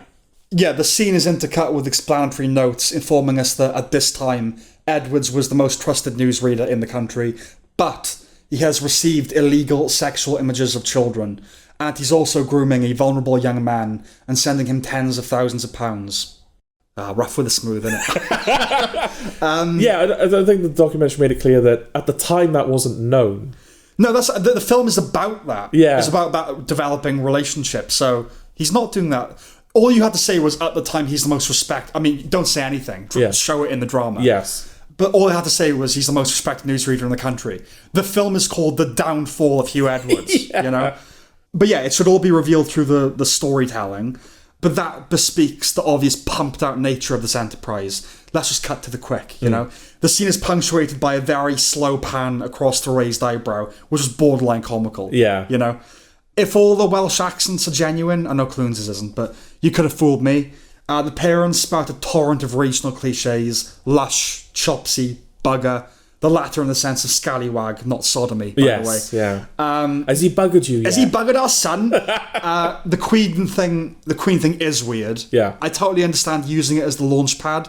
It makes narrative sense. In a film with downfall in its name, you start by showing this well-respected voice of the nation giving his most important address. But they kept using it as a fulcrum 6 months after the Queen's death. Yeah. A year after the Queen's death. It's like it's the only remarkable thing that he did. Well, I guess to show how quickly it all fell apart, right? But there was a better way of achieving that. Especially since by the time that... Because, yeah, you have the Queen, the death of the Queen address. Then the film jumps back to the beginning of his relationship with Ryan, as the film calls him. Obviously, it's not the real name of the victim. But then it's halfway through when we get back to the Queen thing.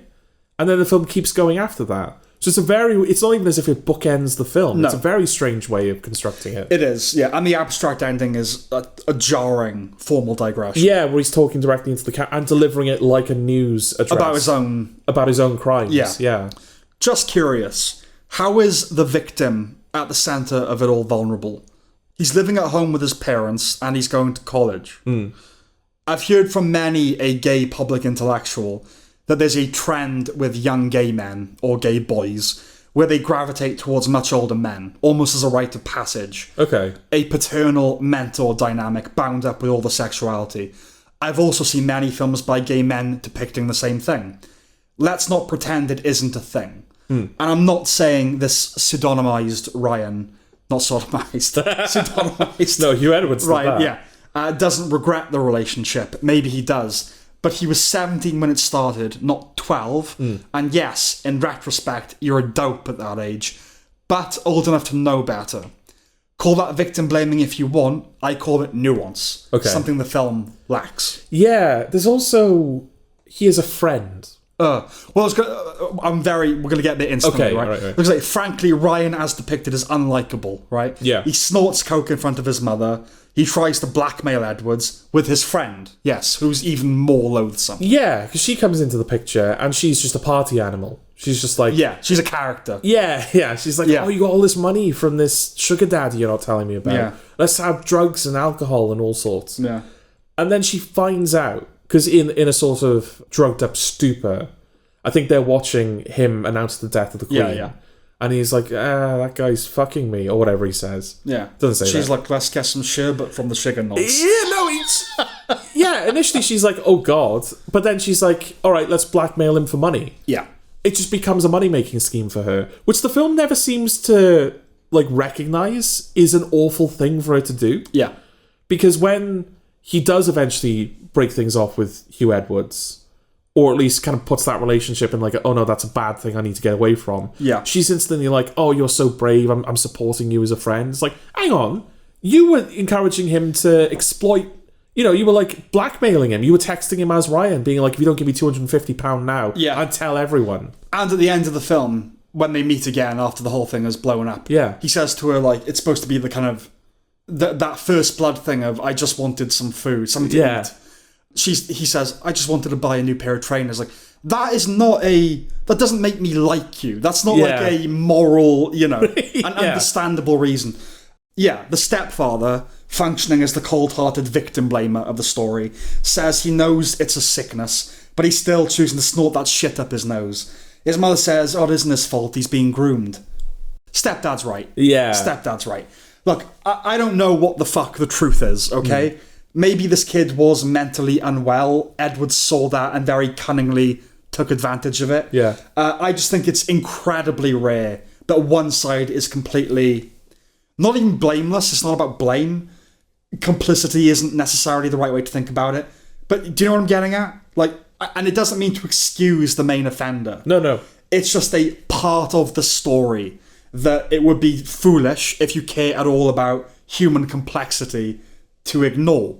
But the oppressor-oppressed binary is the paradigm de l'âge, isn't it? Like, that's how we look at things now. Yeah, because the film, there is nothing redeeming about Hugh Edwards. No. And I totally understand why you'd want to... like, a lot of people watching this, pretty much everyone who watches this, is going to want to condemn Hugh Edwards. Well, it's like Roger Ailes in Bombshell, isn't it? It's just this kind of drooling... not that Hugh Edwards is this, but this blimp, drooling predator monster. Well, that's the thing. And that's kind of what they do when it kind of came out that Hugh Edwards was, like, had done this stuff. Yeah.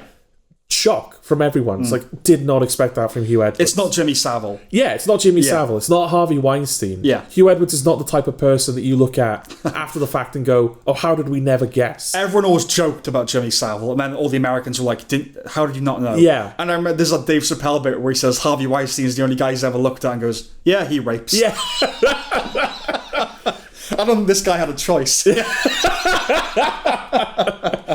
Yeah, no one thought that about Hugh Edwards. No. But I think...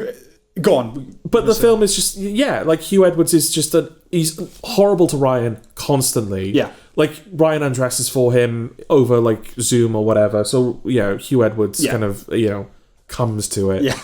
Oh, God. and Ryan's like, so how was that? And Hugh Edwards just goes, adequate. Yeah, it's like, really? Him and, Yeah, like, you wouldn't stay with this guy. Even if you were getting money, you would just be like... that I'm more willing to believe that because he is 17. Again, not a child. Yeah. But, I mean, legally, yeah. But, like, grooming is a thing. Yeah. Like, I just don't know whether it happened. Like, I don't know. But where's the grooming? Who to trust. He's just being nasty to him constantly. I know he's giving him money. Money and like, oh, you should clean up your life and I'll help you. But that is abuse. It does have... But it really doesn't feel like there's any moment where... No, other than money, and I know money is a very tangible, real thing that is benefiting Ryan, at least in Ryan's eyes. There's nothing that Hugh Edwards is giving him that he's not getting in his own life. No, the film doesn't show that. Yeah, I think it's important to distinguish. What you're saying is... you're not saying that, like, abusers in real life, why is anyone with them? They're horrible to them. I'm looking at You're saying the film doesn't show any of the good things he does. I'm looking at this through the prism of a story being told. Yes, no, absolutely. Which is one of the reasons why I fucking hate this film. Yes. Because, I know that there's a certain reality that they are sticking to, but also they kind of preface at the beginning that, like, no, we are occasionally abandoning that reality some invention, for the sake of dramatic conceits. So the fact that even though they've prefaced that, it doesn't feel like the film is making any effort to tell a story that's cohesive or satisfying. Well, let's talk facts. I think it's important in this, right? Edwards was convicted for receiving indecent images of children. This guy from Merthyr, Alex Williams, sent him 41 illegal pictures over WhatsApp, 2 of which featured a 7 to 9-year-old. Okay? Just for the record, you can get done even if the pics are unsolicited. Oh, so if you just sent me pictures, I get done for that? Maybe if you reported it. Okay. I don't know how that works, but yes, just receiving them is illegal. Shit. Okay. I won't. Don't worry. I don't know whether they were or weren't solicited. Yeah. Whatever the truth of it, it's clear that Edwards was at the very least swimming in opaquely murky waters. Yeah. Okay? And it's important to distinguish. The age of consent in the UK is 16, but... it's illegal to pay for images of anyone under the age of 18. Right. When the communication with Ryan began, he was 17. Whatever the fuzziness, all of it was certainly ill-advised and indicative of psychological discomposure. But I'm saying there's a weird greyness there, kind of. Yeah, because the film takes place over the course of a few years. So I think for most of the relationship, Ryan was over 18. Over 18. Yeah. And yeah, like, look, if the law's clear-cut, no pictures under 18, that is illegal. Yeah. But if the age of consent is 16, that's confusing to me. Okay. Look, these are waters I would even vaguely but it's like I could be breaking the law. How can you give your consent to have sex at 16? But if you sent me a picture, like the same person, that's weird to me. That's weird. I know what you're saying. Yeah. I was reticent to dive too deeply into legalities. I didn't want to end up on a register. Right? No, that's fair enough. I'm probably already on a different watch list, the one that keeps an eye on those that may be planning violent atrocities. Okay. But that's the cool register. Yeah. The sex offenders register ain't hip. Yeah. Also important to note, when The Sun first broke the story about a BBC presenter paying a young person more than £35,000 for pictures, the allegations were made by Ryan's mother and stepfather, from whom he was estranged at the time.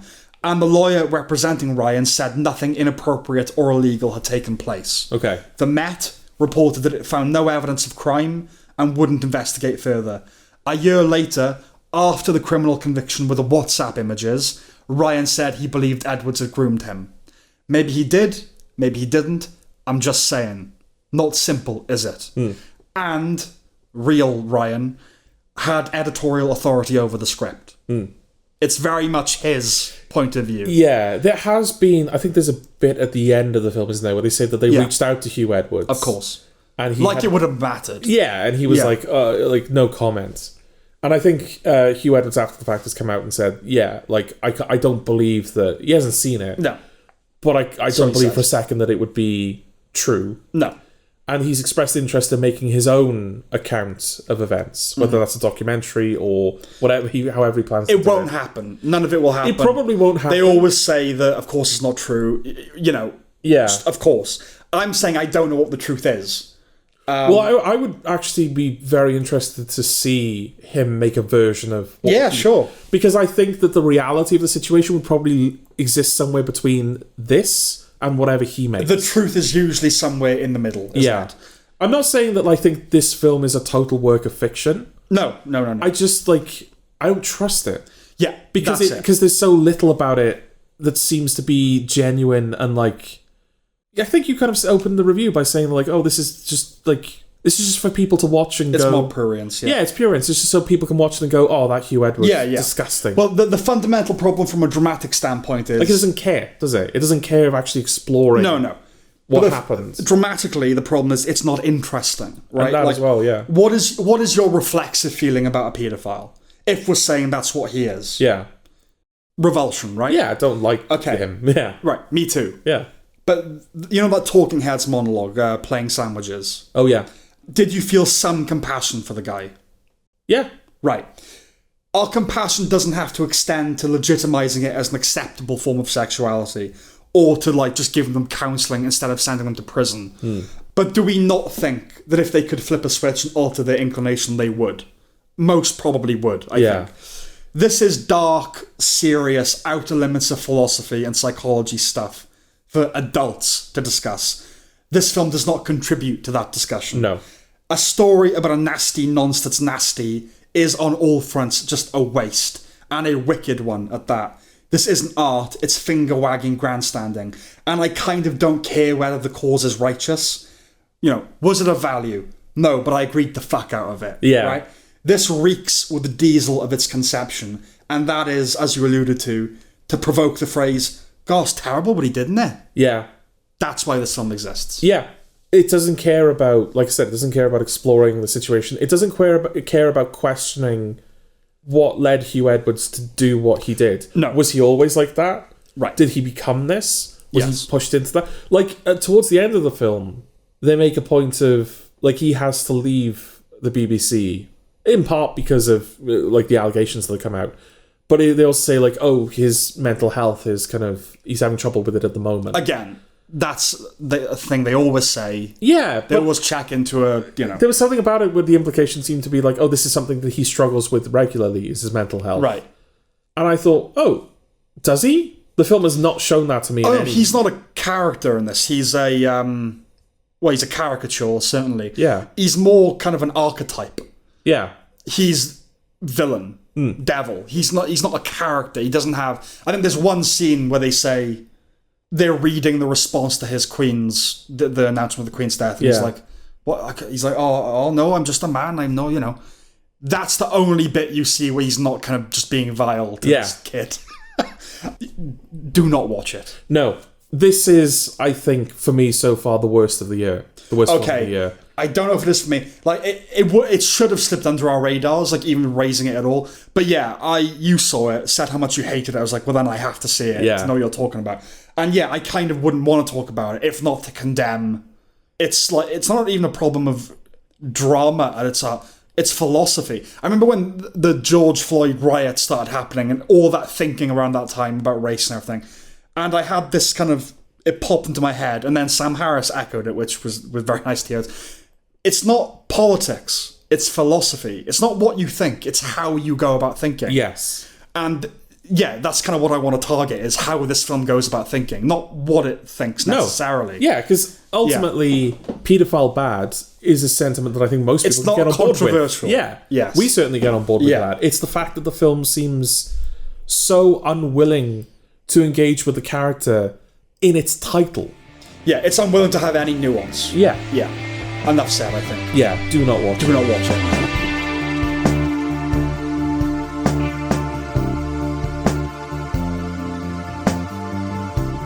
The Super Mario Galaxy movie. Well, as the title suggests, Sam, you are Mr. Gay. You are Mr. Gay. How does that work? So in the... I can see that it forms those words. Yes. But go on.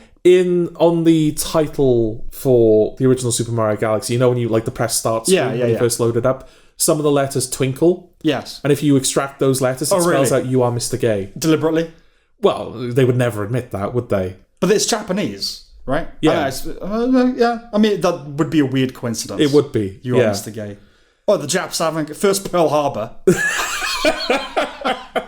And now they're calling me gay in the Mario games. They're being polite about it and saying Mr., but still. Yeah, no, you are gay. You're Mr. Gay. Yeah. A bow while they call you a faggot. Do you know what that was, Sam? What? That you are Mr. Gay thing. That was a pointless reference that has left us no further forward and was somewhat alienating to those among us that were not intimately familiar with the source material. Unlike the film, though, it was fun and funny while it lasted. Yes, so anyway, the Super Mario Galaxy movie. Well, the first note I made, genuinely, I don't... What? It's stuff. All the game stuff. There's a lot of stuff. Flutter jumps. All the game stuff. It's amazing how much Chris Pratt has melted, right? Like, he's still in very successful films. Yeah. But culturally close to a non-entity, because he might be conservative. Well, there is also the matter of overexposure, right? There was that meme, like, not even like a couple of years ago at this point, where it's like, oh, there's an animated film coming out, Chris Pratt's going to be in it. That is also true. Yeah. Yeah. It's a world without handles. You just can't get a grip on it. Okay. I'm not saying the architecture and geography need to make terrestrial sense, but it's so other and arbitrary. I just don't know where I am. Yeah, just like things that, like in the game, I guess you don't even really question them. It's a game. Yeah, but when they sort of committed to film, like the flying saucer, the conventional Dalek ship, typical alien flying saucer. Roswell alien saucer amongst flying pirate ships in space. Sure. An image that, like, in the games you don't question it, but here you're like, okay, well, what's going on? Yeah. Yeah, nothing means anything. Nothing has any concrete about it. It's intangible, so it's impossible to connect to anything happening on the screen. There are so many establishing shots of new areas or levels, however you want to think of it. Firstly, it's just not impressive in this day and age for a film of this budget. Secondly, you can only do so many location reveals. It's meant to have some gravity, right? Here's this new part of the world. that's significant to the story, or has some majesty about it. It's about apprehending scale. It's deeply connected to the unique wonder of cinema. No other medium can compete in its capture. Yeah. Here, all that power is diluted. Well, because it is doing that, Sam. It is a powerful reveal because, oh my god, it's the desert level from Super Mario Odyssey. Right. Oh my god, it's Yoshi's house. Oh my god, it's the Gusty Garden. Like, I don't even know these are locations in the film. No, I agree with you. Yeah. I will ask this question, though. Would you have the similar complaint if Sonic did that? Well, no, my complaint with Sonic is it doesn't do any of that. It's so unwilling to engage in its source material, it's frustrating. But what would you prefer? A middle ground. I get that. Yeah. But, like, if Sonic was just referencing everything, yeah, would you get some joy out of that? No, I would. I think I would find that frustrating. You would have a similar feel. Okay. In fact, that is something that, like, at the moment in the games, because they've kind of got a new head writer for, like, the English scripts and for the comics and everything. I think he wrote the comics first, and now he's kind of involved in the games. Okay. And it seems like after an era where it felt like every Sonic game was like a reset, there now seems to be an effort to kind of build a continuity around it. So the games are now suddenly referencing events that happened in the past. Okay. And a lot of people in the community have expressed frustration because it feels like that's all they're interested in doing at the moment. Right. It's like Sonic goes to a new area and he's like, oh, this reminds me of Mystic Ruins when I went there with Tails in this adventure. And it's like, dude, it's fine. I don't need that. I don't think hardcore fans of anything can be satisfied, is what I would say to that. But okay, I take your... We're not reviewing Sonic. We're not reviewing Sonic, we're reviewing the Super Mario Galaxy movie. It does seem like people are somewhat satisfied with this. Not the critics. No. And not you by the sounds of it. No, nor you. But no. yeah, I've seen we are the critics. We are the critics, yeah. But I've seen a lot of people online that are, they kind of like... defend critics are telling me that I'm not supposed to like this. Like fuck you, I had a good time. All that kind of thing.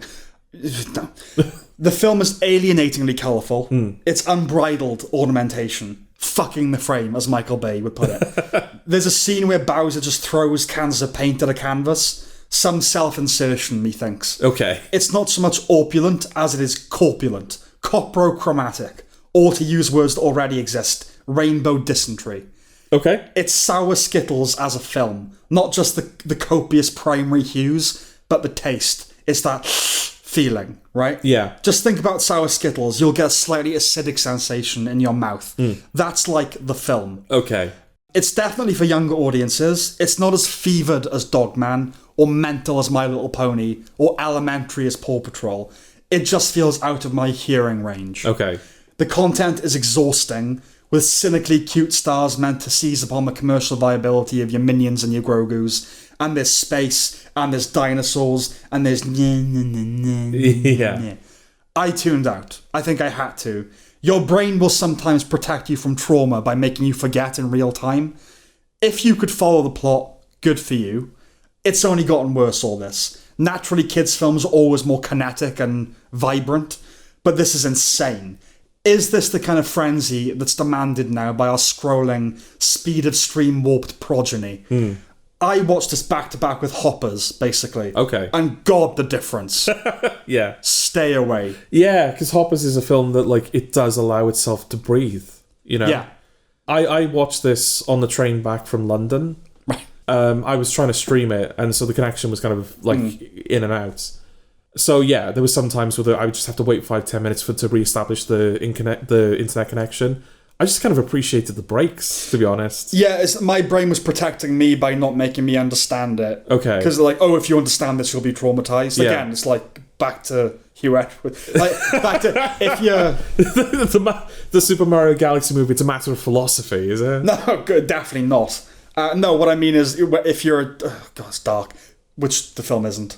In any possible way. If you're young and you're abused... your brain might just kind of, like Mr. Robot, your brain just goes, nah, forget, don't remember that. Okay. That's no good for you. Let's just cut that out of your experience. My brain did that with me for this, and for you, with like the connection did it. It's like, you don't need to, your internet was protecting you from the film. I think so. Because I was surprised I was expecting it to be a full-on experience. I was expecting the sort of, to be steamrolled by references, and like you said, just stuff being thrown at you. Yeah.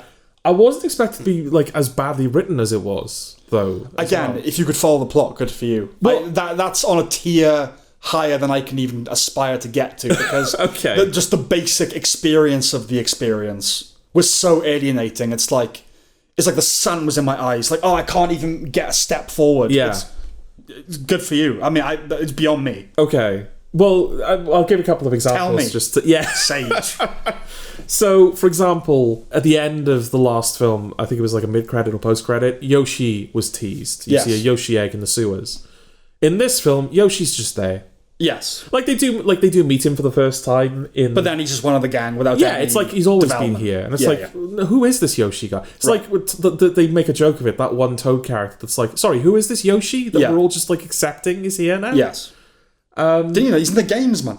Well, that's the thing. It's like, oh, it's Yoshi. Everybody knows Yoshi. Right. But these characters don't know Yoshi. Yes. Why is Yoshi here? Why are we acting as though Yoshi's there? It's the same problem with Tails in the Sonic movie. Yes. It's like, no, I know he's his best friend in the games, but Sonic doesn't know him. It's like panic reality. It's catering more to the real world relationship with the material than an in-world logic. Yeah.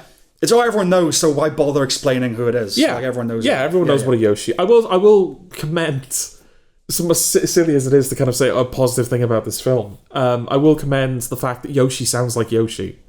Okay. Even though it's Donald Glover, and I think he said like, oh, I was paid like $2 million for just like an hour's work. Yeah.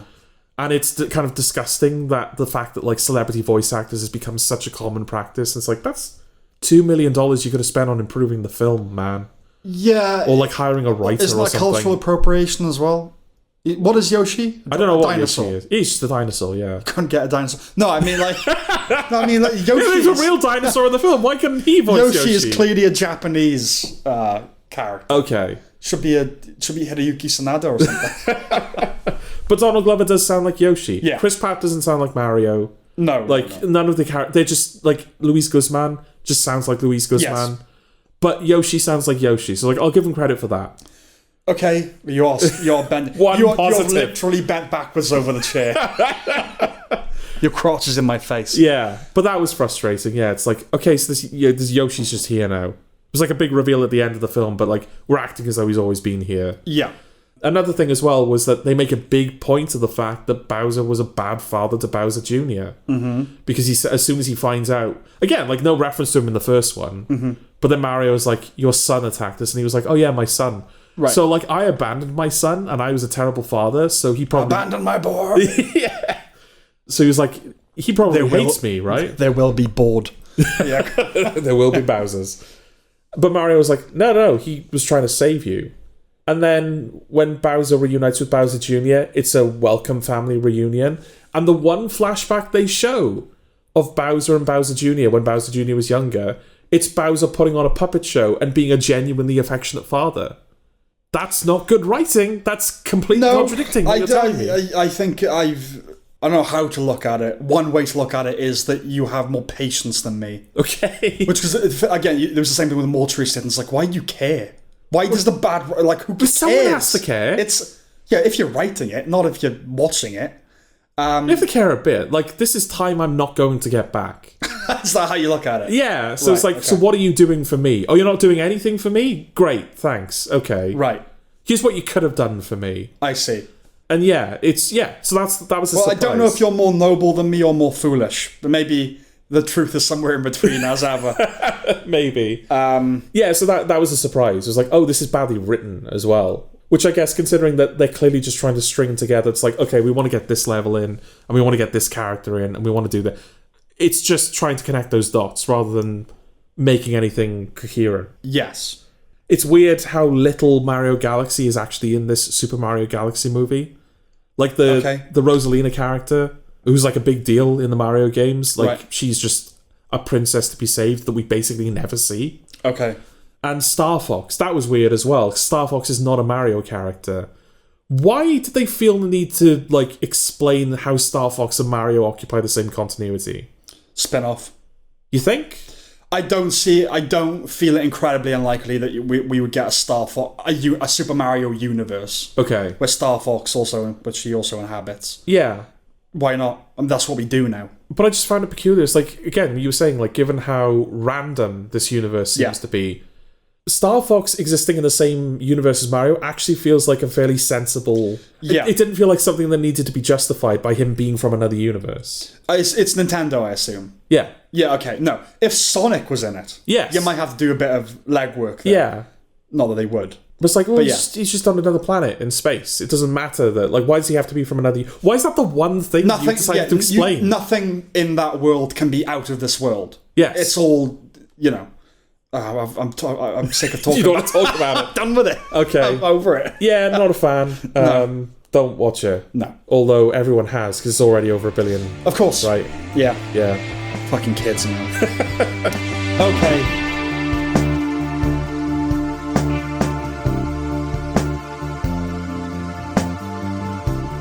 Project Hail Mary. Well, as the title... Oh, actually, I don't think the title suggests much, does it? No, it's a pretty cryptic title. Yes. So, let's break it down. Okay. Ryan Gosling wakes up in space. Space. He has no idea who he is, where he is, or why he's there. Everyone else on the ship is dead. Earth is too far away for him to contact. Thus begins a sort of parallel epic, where like half of the film is back on Earth, explaining how Gosling got to where we meet him, and then the other half is him in space, figuring out how the hell he's going to carry out his mission that he's been assigned. Yes. Based on a novel by Andy Weir. Yes. And adapted by Drew Goddard. Yeah, which I didn't know, so that was kind of a nice surprise. I didn't know, which was the same dynamic as The Martian. Yes. That was the same thing. I really like Drew Goddard. I think he's a good. really good writer. Yeah. The films share a comic and humanistic sensibility, and it is sweet and thrilling, and it is funny. The humour threatens to trespass into excessive goof at points, Yeah. but never actually does. And that's a testament to the writing. Yeah, definitely. You feel with Grace, that's Gosling's character, his surname. Yeah, Ryan Gosling, Ryland Grace. Ryland Grace, yeah. You feel with Grace, you share in his triumph. The script is fantastic. You follow it beat by beat, discovering, right? Yes. As he does. And yeah, I think you also have to praise Gosling as well, right? I will definitely do that. You will definitely Yes. do that because the film is, a lot of it is just him. Basically. And that's a character that's being like goofy and silly and funny and is kind of living a sort of lonely, isolated existence. Yeah. But also looks like Ryan Gosling. Yeah. So there is some legwork I think you have to do to justify the existence of that Absolutely, character. yeah. It's not the first live action film from Lord and Miller, which this is. Yeah. They did the Jump Streets, right? But it's a pretty remarkable graduation. Yeah, it was nice to see that, like, oh good, they are growing up a little bit, this film. Well, it's like you said after we watched it, like, if this is what we got from them missing the chance to do Star Wars, yes. good. Yeah. You know? Yeah, that was absolutely the right decision. Yeah. I went in knowing nothing about the plot, except space. I didn't even know who made it. Yeah. And I think that was the ideal experience. So, is this where we say spoilers? Yes. Spoilers. When the alien ship shows up, Yes. it was a genuine surprise. The film kept evolving, right? Seamlessly shifting into different modes. First, a kind of extra-planetary Memento, right? Yeah. Then, like, an interstellar or sunshine-type voyage. Then, Arrival, having to learn a common language. Yeah. Then, The Odd Couple. Yes. I had no idea it would essentially end up being a buddy comedy. Yeah. Right? Yeah, it's the best Ryan Gosling has been in years. He has to carry the film mostly single-handedly, because even when we have Rocky, the little alien, we don't, do we? Yeah. Not to say that Father Christmas isn't real or anything, but... No. But Yeah. yeah, it's a creature without a face, which they do a remarkable job of making you feel for. Yeah, and isn't there. And isn't there. But yeah, you got to, like, Ryan Gosling had chemistry, genuine chemistry. Yeah. With something that isn't there. I believe that Gosling is in space talking to a little alien. Yes. And sure, even if you put him in a cardigan and mess up his hair a little bit and say he's kind of a loser that can't afford a car, he remains Ryan Gosling. Yeah. But it's not at all a problem because he and the film make you believe in it. Yes. As for Rocky, he looks like nothing familiar. It's a great, unique design. Yeah, a genuine alien design. Because it is actually rare. Like, I think I remember they said that the philosophy with the Daleks... It's weird that this is like the second Doctor Who reference I'm making this episode. I suppose that it wasn't is. planned in either review.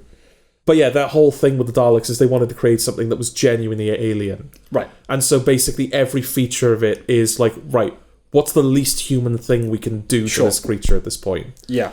There's some, like, physical... You get a handle on it. Like, it's Yeah. kind of crabby, spidery. Yeah. But I can't compare it to anything. And it has like a sort of a flat plate on the front of it where a face would go. Yes. Where you can kind of project one onto it. Absolutely. But yeah, that is a totally alien creature that I fully accept and like as well. It's not so uncanny. Well, uncanny is not the problem because it's different, isn't it? Yeah. It's not so different like a real spider. Yeah. Where it's something that you could actually become like afraid of.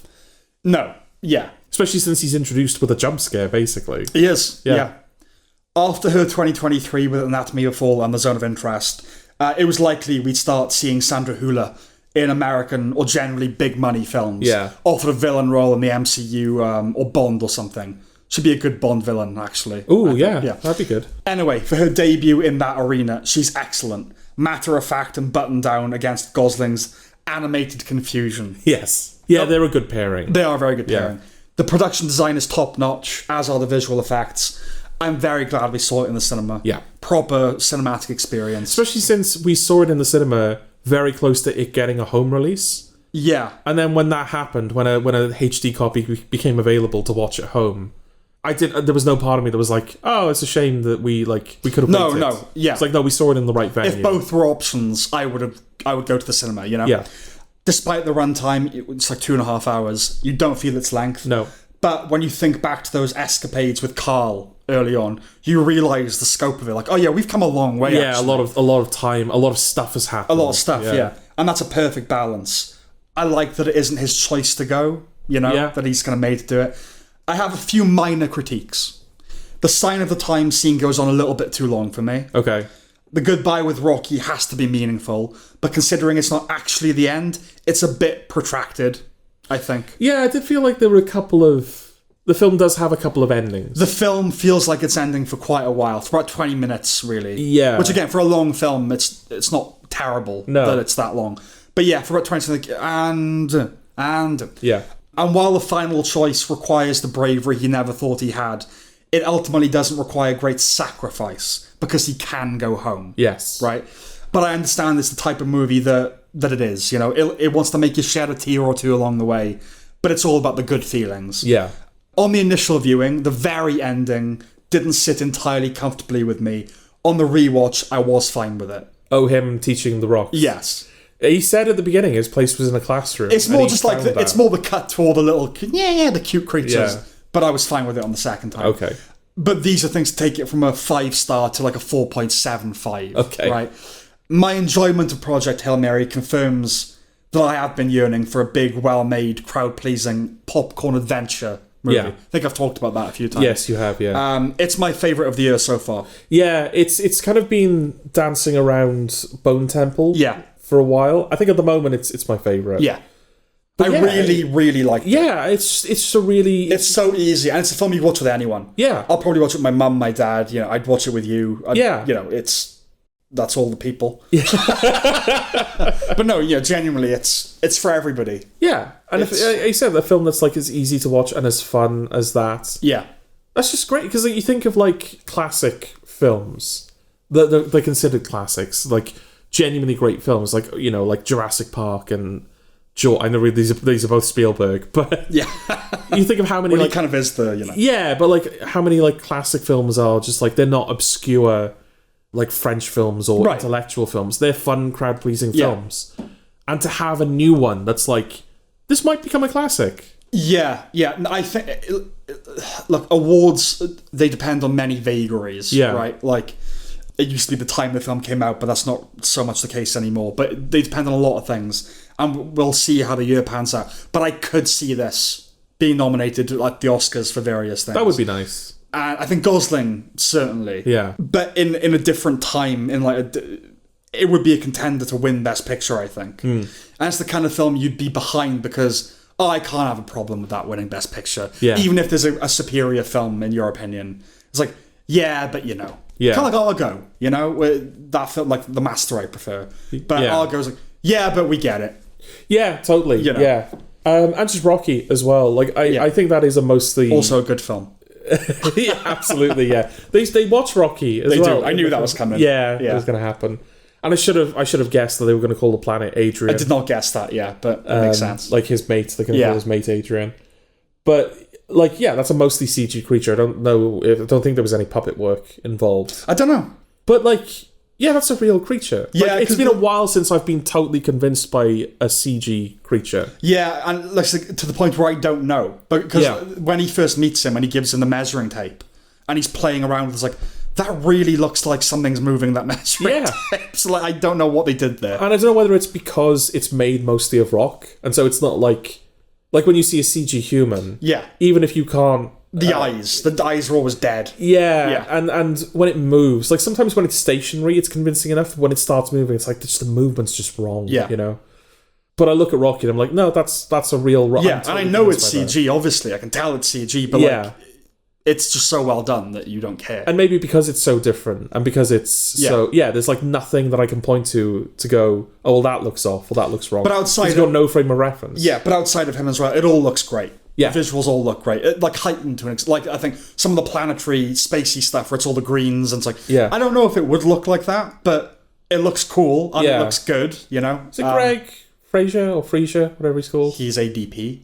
Was he the DP for this? I think he was. Oh, was he? Okay. Well, the guy that did Dune. I think so. Well, yeah, okay. Yeah. Let's see that. It's a different school of cinematography than Dune. Yeah. But it looks great. It does, yeah. Again, considering that a lot of it... I guess a lot of it's on the ship.